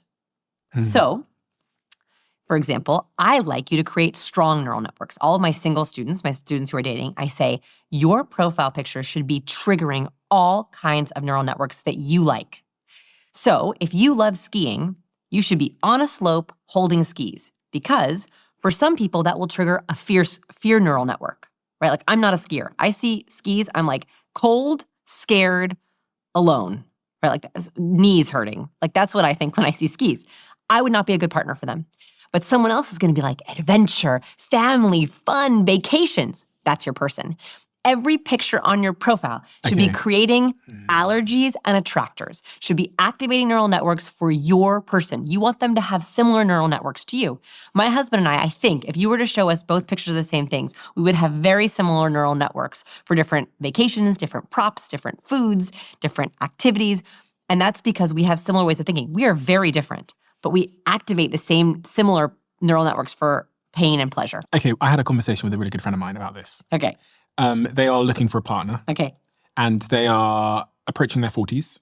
And they were asking me about their Instagram. And the first thing I noticed about their Instagram is, I would say 80% of pictures, they're holding a cocktail or a drink of alcohol. Now, as I looked at the Instagram, I go, oh, party girl. Totally. I don't think settle down and let's have a family. Absolutely. Does she want to have a family? Yes. Okay, wrong pictures. Okay. She is activating the wrong neural networks for men. She's dating men? Yeah. She's dating the wrong. Men are going to look at that and be like, party girl, fun, out, not the mother of my children. To change. She needs, okay, so what kind of husband and father does she want? Does she want an outdoor lover? A good one that can, she said to me, I want a good one that can help me with some of these overheads. Overheads? Bills. Oh, God. She doesn't want him to pay all the bills. She just wants some help with the fucking bills. Okay, so a hard worker. She earns a lot of money. Okay, so that's pictures of her, working hard at a conference. What kind of way does she spend her weekend? She's hiking, or she's biking, or she's running across the Brooklyn Bridge, or she's running a marathon, or she loves dogs, or she loves cats, or she's eating big waffles and pancakes. Like, she should be taking pictures of what she wants to do with her partner, so that they look at that and they're like, I want to join her for that. And you also want to create allergies. You don't want to appeal to everyone because you're going to go on bad dates. The other thing I know about this person is something you said about earlier. It's just their body language, as I think about it, is just so, it's like trying to take up less space. It's the only way I can describe it. Contracted. Exactly like that. Right, so when we talk about distance between, earlobe and shoulder, distance number one. Second distance is important, between your arm and your torso. In a good conversation, we have distance that's fluctuating a lot. Right, I'm talking, my arms are going out, you're seeing distance between my torso and my arm. People who are very anxious. Yeah, just like a pencil. Or like penguin, I call it penguin, where they don't ever release their arms from their torso, and they're very contracted, and they have very minimal hand gestures, and they'll often clutch something to their chest. Now, if I were to give the entire interview like this, you would think, oh man, she is nervous, or she's afraid, or she's anxious, because I don't have that space. The moment I release that space, it makes me look more confident. So that's the other distance you can play with. Hand gestures really help with that. Hand gestures help with space, with vocal variety, with comprehension. That's why I like them so much. So if I'm trying to get her a husband, I'd like to. We've been friends for a long time, almost a decade, and I have sat in the passenger seat of her life and tried to be a supportive friend in any way. But if I tried to give her advice in terms of cues and body language and sentences on how to get a partner, where do we start? Okay, so one, let's get her some pictures that are going to attract the right person and create allergies for the wrong person. Okay. 2, her main profile pictures should be showing warm and competent body language. Yeah. Authentic smile, maybe a head tilt, maybe you have a hand gesture, maybe that's too much warmth. I want to see a lot of space between your earlobe and your shoulder. Make sure it's a symmetrical smile. Make sure we're not contempt. Make sure we're not accidentally fear smiling, right? Okay. So the profile picture is number one most important. Yes. Okay. It's a lot, but okay. Oh, yeah. It's going to be hard. We got to find her husband. Yeah, no, we haven't got much time either. Okay, we got to find her husband. The interpersonal body language is really hard as a friend to correct on someone. May I ask you, does she use vocal fry? What's that? Does she ever talk like this, where it's kind of like a frying pan, where she's not using her full voice, full power? And so they go into a pattern like this, and then I just watered the plants this weekend, and ooh. Also, the intonation, the end of this sentence goes up. Right. So that's the first thing I would actually try to help her with is making sure that she does not accidentally use vocal fry. It's usually an accident. Here's the fastest way to get rid of vocal fry. If you are using it, you hear yourself using it, or someone else is using it, just speak louder. Vocal fry happens from a lack of breath. What actually is happening is you're speaking and your vocal cords are rattling. It's a terrible noise, but it's my vocal cords rattling together. And the moment that I speak louder, it goes away. It goes away. So oftentimes when we're lacking confidence or we have tight body, we have less breath and we create vocal fry. So just ask her to speak up a little bit. Okay. It's hard to get someone to stand more broadly because if they're uncomfortable with it, they don't like it. So what I would recommend is she should do activity dates. When you're at dinner with someone or at brunch or at coffee or at a bar, you're like this. So what do you do? And you're Shriveled. it's shriveled and you're clutching your drink and you're in your patterns. You're in those patterns. Go on hikes. Go play pickleball. Go learn pickleball. Go play ping pong. Do something physical because then it's much easier to be broad. Interesting. Okay. That makes a lot of sense, actually. Yeah, because if it's in a context you're super familiar with, the old patterns are going to be triggered. Yes, and I've tried to get people to stand more broadly just by telling them, and it helps. The awareness helps, but it's much easier when you're actually in a context that helps you be that way. I read a study from your work that said, in a study to see how men and women look at body language differently, they put people in an MRI machine and had them try and read body language from just pictures alone. What happened? What did they find out? So I believe women activated 14 to 16 areas of their brain activated while trying to read those body language pictures. And men, I believe it was half of that. In other words, when women were looking at pictures of body language, lots of connections were happening. They were making predictions. They were thinking about personality. They were thinking about emotions. They were looking at their clothes. They were looking at their facial structure. Women were taking in a much broader picture of the body language, whereas men were, I think, much more cue-focused. Broad shoulders, feet apart, hands visible. Neither of these are right or wrong. Actually, in fact, men can sometimes be easier to teach.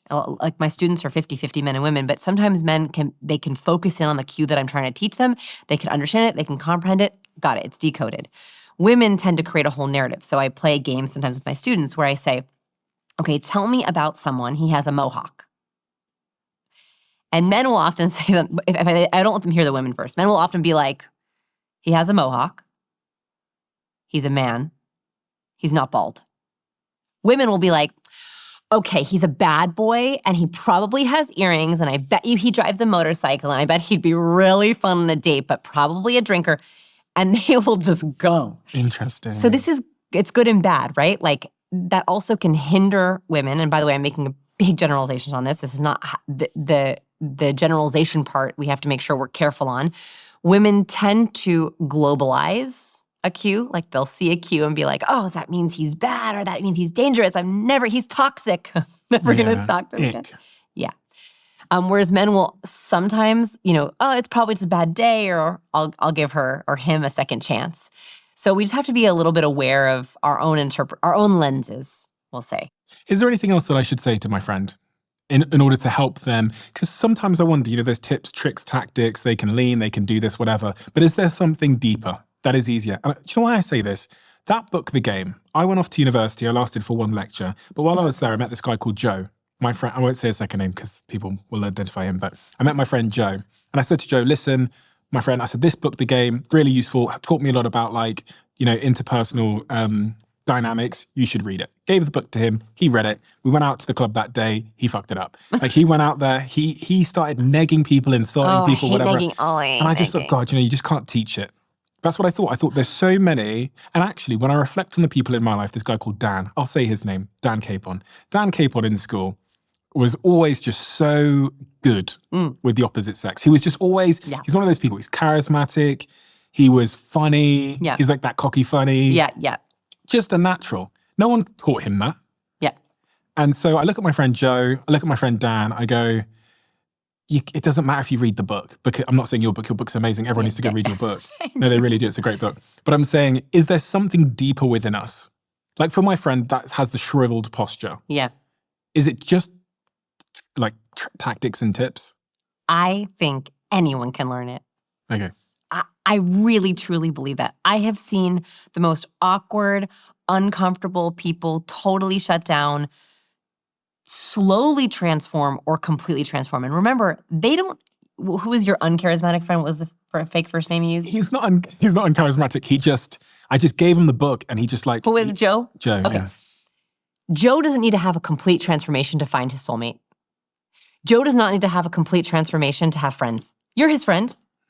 So even if he has a couple of tactics, like stop asking, what do you do? It's boring. Mm-hmm. Like start making eye contact, especially at the end of sentences for 60, 70% of the time. Oh, people suddenly feel listened to. Hey, ask better questions to your friends. You'll get to know them better. Those tactics will get him friendships, hopefully a girlfriend, hopefully a job.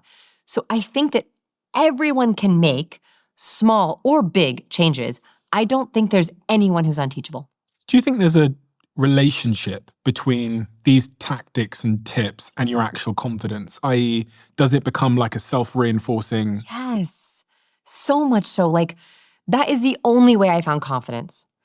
The only way that I was able to conquer my awkwardness and actually begin to go out and try to make friends and be less lonely. I mean, I was so lonely, was that I was like, okay, I have a goal.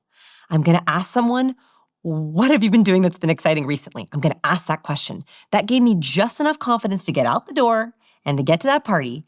And then when I got a good answer, someone's like, oh yeah, I am working on something exciting. I was like, oh. And then they felt excited, I felt excited. And so like that one tool gave me enough confidence to go out. So these tools give you confidence to try something new and to break your pattern. If you feel stuck, and this is for anyone, if you feel stuck, then you have to try something different. If you keep doing the same thing, you're going to keep getting the same thing. So that means you have to ask different kinds of questions. You have to use different kind of body language cues. And if you're willing to try just something different, something will change for you. Are these cues, this body language, more important for one gender typically than the other? Not that I've seen. The research has not found that. Good for both. And in terms of attraction, what is, do you think, the most important thing? Is it competent? Is it strong? Is it? Okay, so this is research. So I believe it was Monica Moore who did this research. She found that the people who got approached the most at clubs, the people who got approached the most, had the biggest signal of availability. So they weren't the most attractive men and women. She did this for both men and women. They were not the most attractive men and women. In fact, the most attractive women in the room, if they had closed off body language, they were not approached, they did not get dates, they did not get out their number. It was the men and women who signaled, I'm available.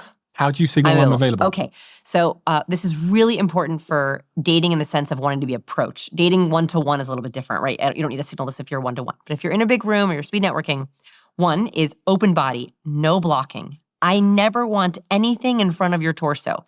I don't want this. I don't want arms crossed. I don't want cup in front of you. I don't want you clutching your computer or your iPad or your phone. I want you to make sure that your torso is open and angled out towards the room. I like croissant feet.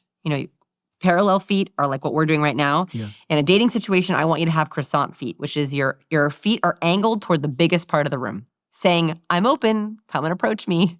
Okay. That signals to both men and women, oh, maybe that person is literally physically open to someone coming in and breaking this conversation.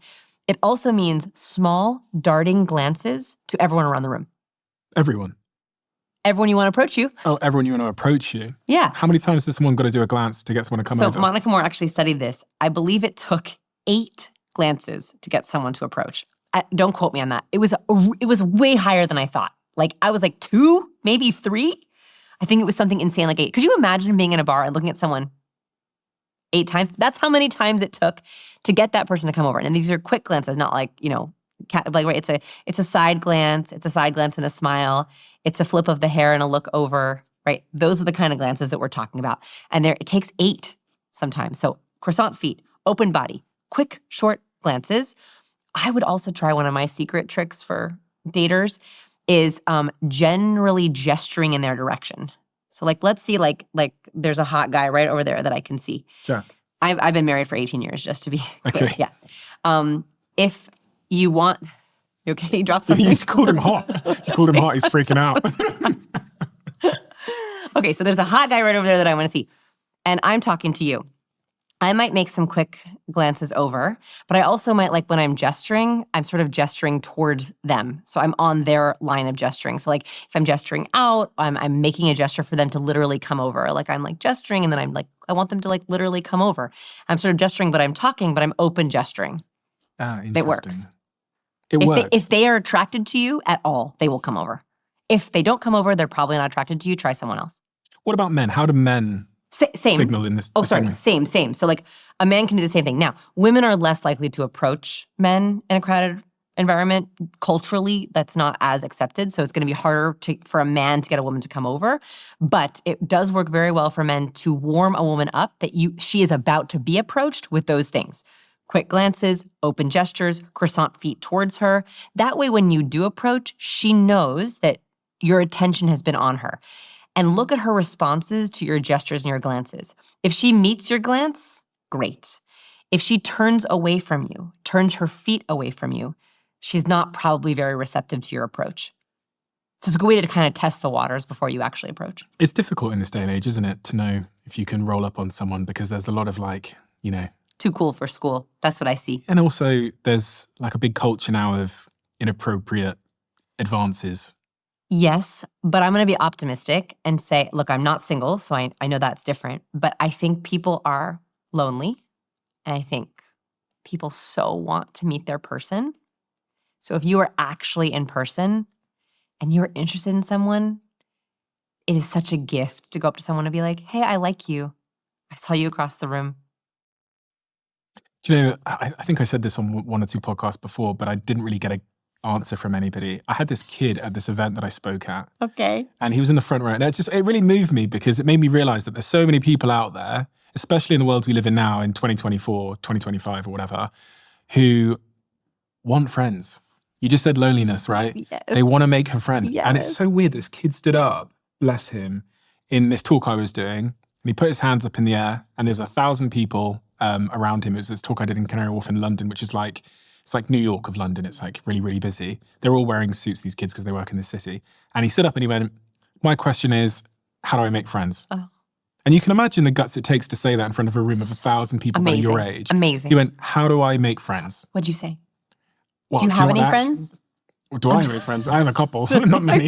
Yeah. But it's funny because what I actually said, it took me off guard. But what I ended up saying was, what you just did is how you make friends. You know what I'm saying? So that willingness to be vulnerable in that way. Because I said, I know what's going to happen. After I finish on stage here and walk off, people are going to come up to you. Yeah. Okay, so I have a framework for how to make friends as adults. Okay. I think it's really important. I think it's somehow unacceptable in our society to approach friendship like dating, but that's how we should think about it, is meeting 2 or 3 amazing people is so important for your health, for your happiness, for your success. It is so important to date your friends. That is incredibly important. One of my best friends is Cody Sanchez because she is incredibly inspiring, incredibly smart, incredibly funny. But I dated a lot of people in Austin, a lot of girls in Austin to find her. Mm-hmm. I know she did too. It was my Bachelorette for Friends era where I was looking for girlfriends. Mm-hmm. And we just hit it off and we've been able to grow our businesses together. So one is you should change your mindset. Finding friends is like dating. You are looking for your friend's soulmate. And then you should approach those friends just like you would a potential partner. You want someone with similar values. You want someone who activates the same neural networks as you. They like the same activities. And you want someone who you test it out. You would never move in with a friend or never move with someone who just started dating. Same thing with a friend. You don't want to get too close too fast. So I highly recommend go on friendship dates, and you want them to be different every time. Take them to places that you love and try to make them a little bit allergic. So for example, there's a place, this is gonna sound crazy, but it works. So there's a place in Austin called Casa de Luz, if anyone's been there in Austin, and it's a vegan hippie spot. It's been there forever. And you go in and it's one meal, you can't customize it, and they plop it down on your tray and you eat it like a cafeteria food. And I love it. And I love taking really high maintenance women there just to see what they're gonna do. Because the women who are like, can I please get a not a, I'm like, we're not gonna be friends. We cannot be friends. You don't like those people? Nope. That modify That's why I left LA. I mean, you can modify a little bit, but like there's a way that you kind of do it. And here you can't. You literally cannot modify. And so it's interesting to see how people deal with that circumstance. And I found my best, closest friends are like, cool, let's go with it. Like that's a way that I see very into their personality. That's like a very weird story. People are gonna be like, she's so weird. No wonder she doesn't have any friends. True, I don't have a lot of friends, but the friends I love. We go to Casa de Luz all the time. So you should think about activities or places with your friends where you're gonna be able to test out a value or something that you really appreciate in friends. What if you don't have friends? I'm thinking about this kid, like, and especially if you're a man, because men just struggle more. It actually feels awkward sometimes when. I make dates for my husband. I have to make friend dates for my husband as well. No, I totally get it. I see it. Activities. So like, where's the place you like to hang out? What's the thing that you do? Is it, axe throwing? Is it going to soccer games? Is it crazy mileage runs? Is it hiking group? Is it pickleball? Like find the activity you love and then just slowly, just like we're talking about dating, slowly hit them up. Working on anything exciting these days? What's your big goal for 2025? Like those are the questions the reason I have these questions is they're dating questions, but they're also friendship questions. If you live in that activity for long enough, you'll find your people. What are you seeing in terms of interpersonal relationship shifts in the sort of 15 years, has it been since you've been 18. 18 years? You must have seen societal level shifts in our interpersonal skills, our friendships, etc. What are you seeing? AirPods are killing friendship. AirPods are going to ruin our interpersonal interactions. And here's the difference I've seen, the biggest difference in the last 18 years. 18 years ago, you could maybe wear a Walkman around campus or around the city or on a subway, but really your ears were open. And so what would happen is you'd get on the subway or you'd walk across campus or you'd walk down the hallway and someone would be like, hey, Steven, how's it going? Pretty good, crazy week. Oh, really? What you working on? Like, it was so much easier to have those tiny micro moments of connection. That Van Sloan study was done before AirPods, and I wonder if he were to redo it now, what would happen. Which one was that? The one where he found the most likable kids had the longest list of people they liked. And in the study, the most likable kids, when he observed them, they were walking down the hallway, saying hello, chatting next to someone for 5 seconds at a locker, staying after class and sort of talking, sitting at the lunch table, leaning over someone, asking about that. So much micro connection, very small conversations. Our friendships don't often happen in these big, deep conversations. They happen in these micro moments. AirPods destroy it. And I see this especially with younger folks because they always have their AirPods in when they're commuting, when they're walking, when they're jogging, when they're at the gym. I don't know about when I was single for 5 seconds when I was 17, the gym was like the place. Like everyone was AirPod free. And so there was a lot of micro moments of connection happening. It was so much easier to talk to people. Now, if someone's working out with their AirPods, they're insane. I'm like, what are they doing? They should go home. It's weird. It's weird. Or they're with a friend working out together, and then that's intimidating. So I'm worried about this because we need weak ties. Weak ties are in the research these very casual connections of someone you see at the gym once a week and you kind of know them. Oh yeah, Stephen, nice to see you. You recognize their face that if you were to see them at a restaurant later in the week, you'd be like, hey, don't you go to that gym? Oh yeah, we do. So what are you doing this weekend? Like those weak ties are incredibly important for our happiness. That's how we build big friends. That's how we can find a soulmate. That's how we can make good business contacts. And I'm seeing less and less of that because of AirPods and because of hybrid work. So we're just not in the office that much. So we're having less of those little micro moments in a hallway or that 5 minutes before a meeting starts. The 5 minutes before a meeting start is really critical to your career success. How you talk to your boss, the small talk you make, are you asking boring questions? It's telling your colleagues and your boss a lot about who you are, and it's proven. Likeable people make more money. Likeable people get more promotions. Likeable people have more friends and more friends at work. And so when we have less moments to show how likable we are, it's really hard to get those things. What about lying? This is one of the most things people are most interested in is how to, everyone wants to spot a liar. It's funny because like the rest of our conversation, one could infer that as how to like be a liar. I'm joking, I'm not saying. No, but it's like how to show up in a certain way to get success in a certain context, whether it's dating or work or whatever. Yeah. But then we want to figure out if someone's playing us. Is it possible to spot a liar? Most people can only spot a lie with 54% accuracy. They've actually studied the average person is very bad. You're better off tossing a coin. Yeah. 54% accuracy. We are very bad at spotting liars. And this is important to know about yourself, is we should not overestimate our ability to spot lies. We are usually not good at it. So it is very important to give someone the benefit of the doubt because you don't know. It's very hard to spot. It is possible. There are certain statistical cues to deceit. There are cues that over and over again research find liars typically do, but not always. Like there's no Pinocchio's nose. There's no one cue that means someone is lying. But there are a couple cues that come up over and over again. One we already talked about, the question inflection. It's very suspicious if someone is speaking and all of a sudden they ask a question. If they're not actually asking a question, right? Like if all of a sudden you hear the question inflection used on a statement or a number or a boundary or a timeline, that's when I'm like, let's double click on that for a second and talk about that budget. So you mentioned the number was 500,000. Where does that number come from? Let's talk about more. And I want to hear if I'm going to hear it again. Interesting. So that's a double click for me. That's like, let's make sure that I heard that right. Let's make sure that you feel confident about it. Where does that come from?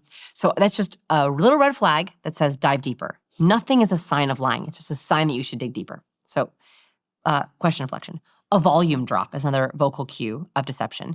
So when we're anxious or nervous, we will lose volume and we lose breath. So if you hear someone who's speaking, I hear this a lot in sales calls, so someone will, I always know what part of a sales presentation makes my entrepreneurs the most nervous because they lose volume during that part of their presentation. So it sounds like this. So let's move on to our team. So our founding partners are me, myself, Joe, Jimmy, and we all met at NYU. And we're going to now talk about, like I'm making it obvious for you, but if you're listening for it, you'll hear where someone is like, they literally lost fuel. They literally lost breath.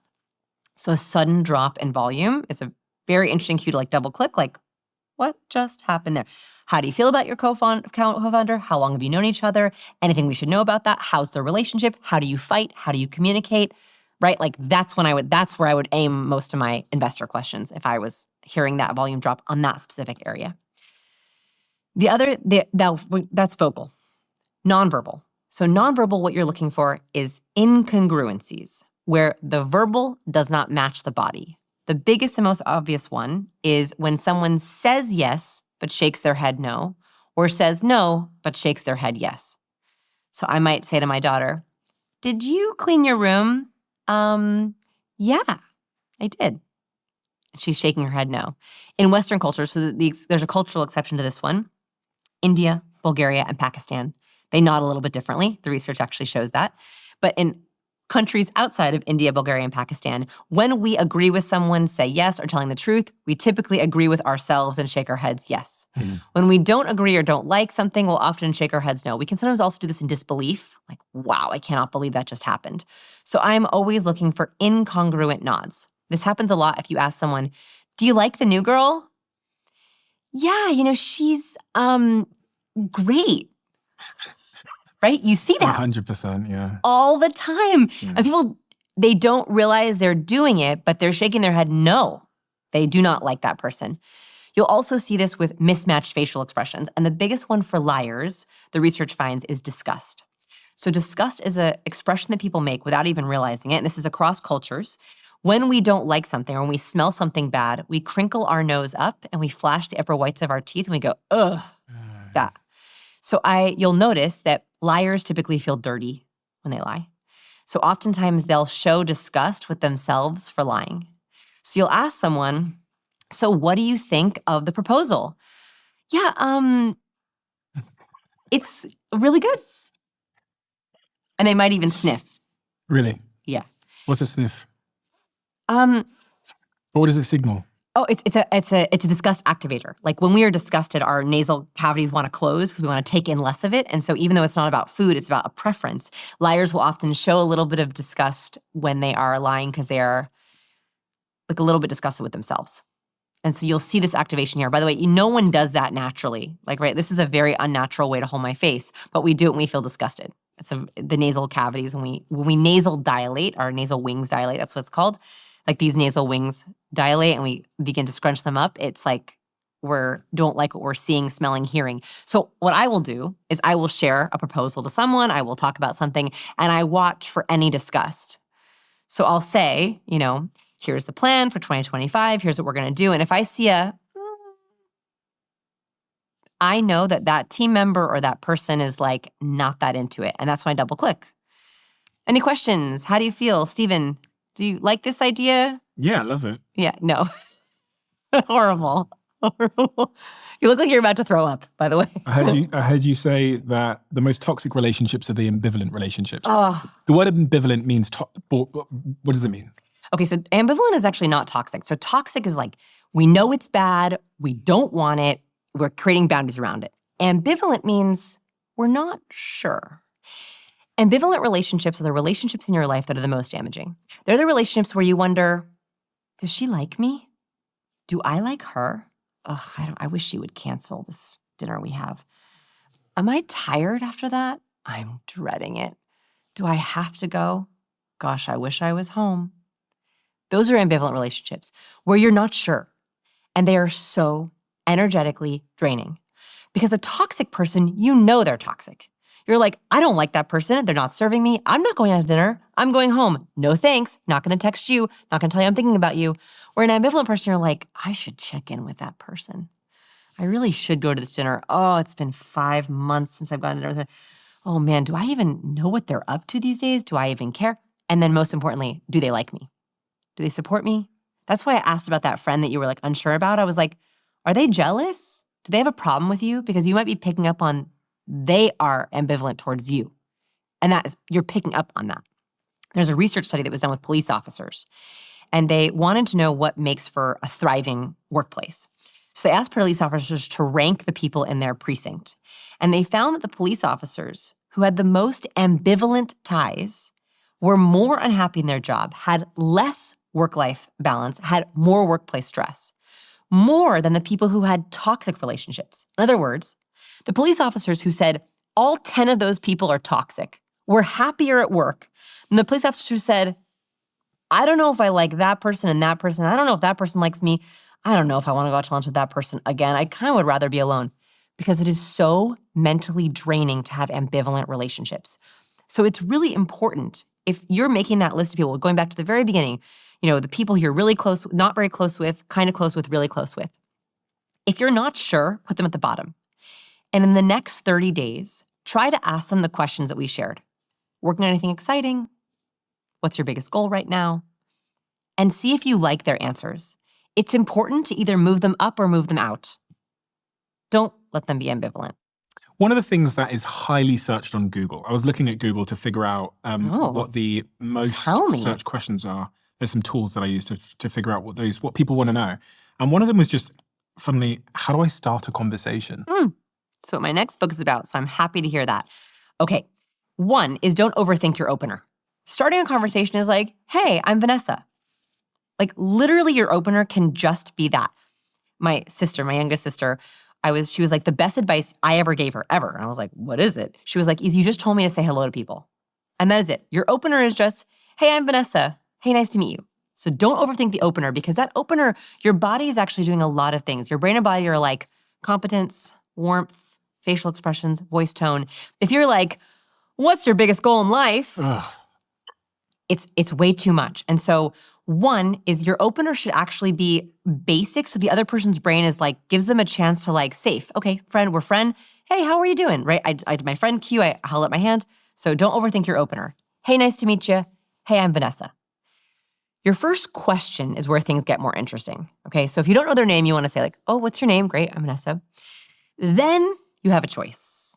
And I like to take the better route. You can say, so what do you do? But I really don't like that path. It's autopilot. So what I like to do instead is ask a version of the excitement question. Do anything fun and exciting this past weekend? If it's a Monday. So Mondays, I always ask, you do anything fun this past weekend? Fridays, I always ask, have any exciting plans coming up this weekend? And then Tuesday, Wednesday, Thursday, I don't talk to anyone. No. What is the most important thing we haven't talked about that we should have talked about? For the person sat at home, the typical question, the most prolific question that you get.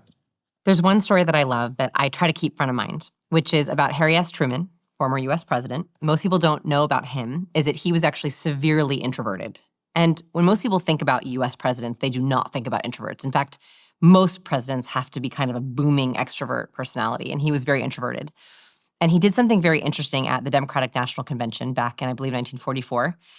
He knew he was not a good public speaker, which also is very rare for a US president to become president without being a good public speaker. He knew he could not cut it on stage with the very charismatic people, and he was behind. In the polls, he was not the preferred candidate. So he was like, I'm not going to compete on stage. I'm not going to try to outspeak them. I'm not going to try to go work the floor and shake hands. It's not my way. What I am going to do is try to find a way to do what I'm best at, which is one-on-one conversations where I can win people over with an argument.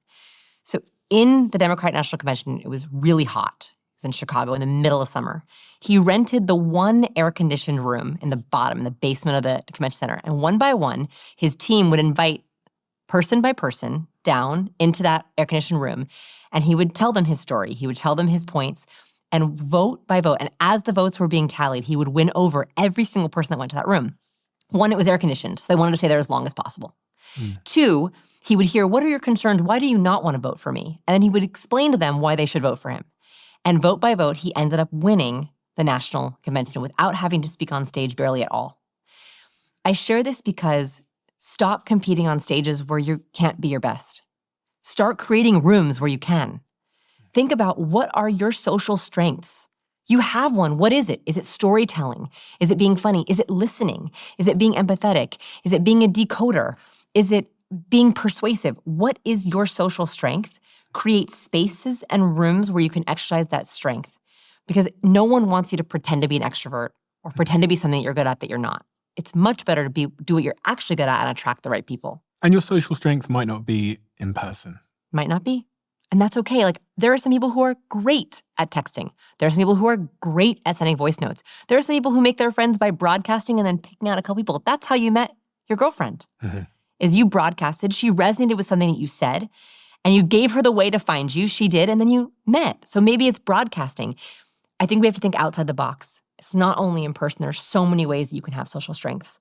I've heard it all now. Yeah. I get it. I believe it. I'm into it. Yes. What is step one? I'm going to buy your books. Oh, There's two of them here. nice. So I'm going to buy both of these books. Oh, Both of them will be gosh. linked below. What else can I do to start on my journey of becoming, you were a recovering awkward person. You were awkward before, now you're not. Yes. What's step one? Okay, step number one is begin to break autopilot. So Okay. make a commitment for the next 30 days. You are not going to trigger autopilot in your conversation. No more what do you do, no more how are you, no more where are you from, no more, Okay. right? Ask better questions. Okay. What's your biggest goal? Working on anything exciting. You're disgusting me. No, I was going Okay, to, challenge number one. Challenge number two, find out where you fall on the warmth and competence scale. Mhm. Are you highly warm? Do you need to dial up competence to be taken more seriously? Are you highly competent? You need to dial up warm to be seen as more likable and friendly and trustworthy. Do that email audit. So take the quiz, then do the email audit, and then if you can, here's the bonus challenge. Send the charisma quiz to someone who knows you well, someone at work, maybe a partner. Ask them to take it as you and screenshot their results. Sometimes how we perceive our warmth and competence is not how others perceive our warmth and competence. So if you take it and you say, I'm perfect, I'm a 5 of 5, but they take it and they see you as really high on the warmth scale, that is going to be critical feedback for you. we have a closing tradition on this podcast where the last guest leaves a question for the next guest, not knowing who they're going to be leaving it for. And the question that's been left for you. I always love these. When in your life did you try to outrun your pain? And what was the consequence? When in your life did you turn and face your pain, and what was the consequence? Mm. There was a really weird moment in my career where everything was taking off. I had a lot of years of a lot of hard struggle. And being a writer, I had a published book, traditionally published book that completely failed. 2011, we won't name it. Put it out there, thought my world would change, and it did terribly. I got terrible reviews, it didn't sell, and I was literally told you'll never write a book again. And I was just devastated. And my husband was like, you gotta keep writing. You're a writer. You gotta keep writing. And so I went back to it. I started Science People. That was officially when I started like the actual website, Science People. Kept writing. And then it started taking off. I had videos that went viral. We started having millions of visitors on the website. And I wanted to prove myself very badly. And I wanted to erase that painful memory. And so when I got approached to write Captivate, I was like, no, I can't write books. I'm a YouTuber and a blogger, but I can't write books. And she was like, this will be a different kind of book. This will be a book about really what you want to say to people, not the book you think you should write. And I was like, no. I was like, I cannot do it. It's too painful. I will not survive if that fails. I will not survive if that fails. And it took Nikki months of telling me, this will be different. This will be a different kind of book. You can write the real book that you really want to write. And so I said yes. I started writing it. And that was when I think I don't know how the end of the question was, but decided it would be worth the pain. If that failed, it would be worth the pain of at least saying that I tried. That was a very hard choice. Thank goodness it did not fail. It did really well. And I'm eternally grateful for that. When anyone buys a copy, I'm like one click further from that failure. Horrible failure. Vanessa, thank you. Thank you so much. What you write about and what you educate people on is a subject that's probably more important now than ever. And I say that because of the sort of macro climate of society where we're more lonely than ever. We're struggling with connection. It's not coming naturally to us as it once probably did, or at least more natural than it does now. And so many it's crazy. I've only been a podcaster really, I think, for about 4 years. Like I think I started in 2017, but really it's been 4 years since I've been uploading. And it's crazy just in that time alone, how many more of the questions I'm getting are about all the things you write about. They're about like how to make a friend and how to show up in a certain way and all these kinds of things. So what the work you're doing is so unbelievably important. There's so much more that needs to be done as well. But the contribution you've had to the 400,000 people that you've taught and the millions of people that have bought these books and consumed your videos and everything is a really, really important one. Thanks. So thank you. It's so funny because even me, like people see me on camera and stuff, but I learned so much from your work. So much. Thank you. So much. So many things as well that I think a lot about, and things you can take or leave. You've got to say like, who do I want to be and like, who am I?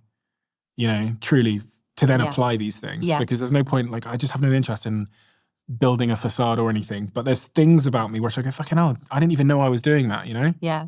And like, what kind of friend do I want to be? What kind of partner do I want to be? What kind of way do I want to be in conversation? Like you get to choose. Thank you, Vanessa. Thanks for having me. Thank you.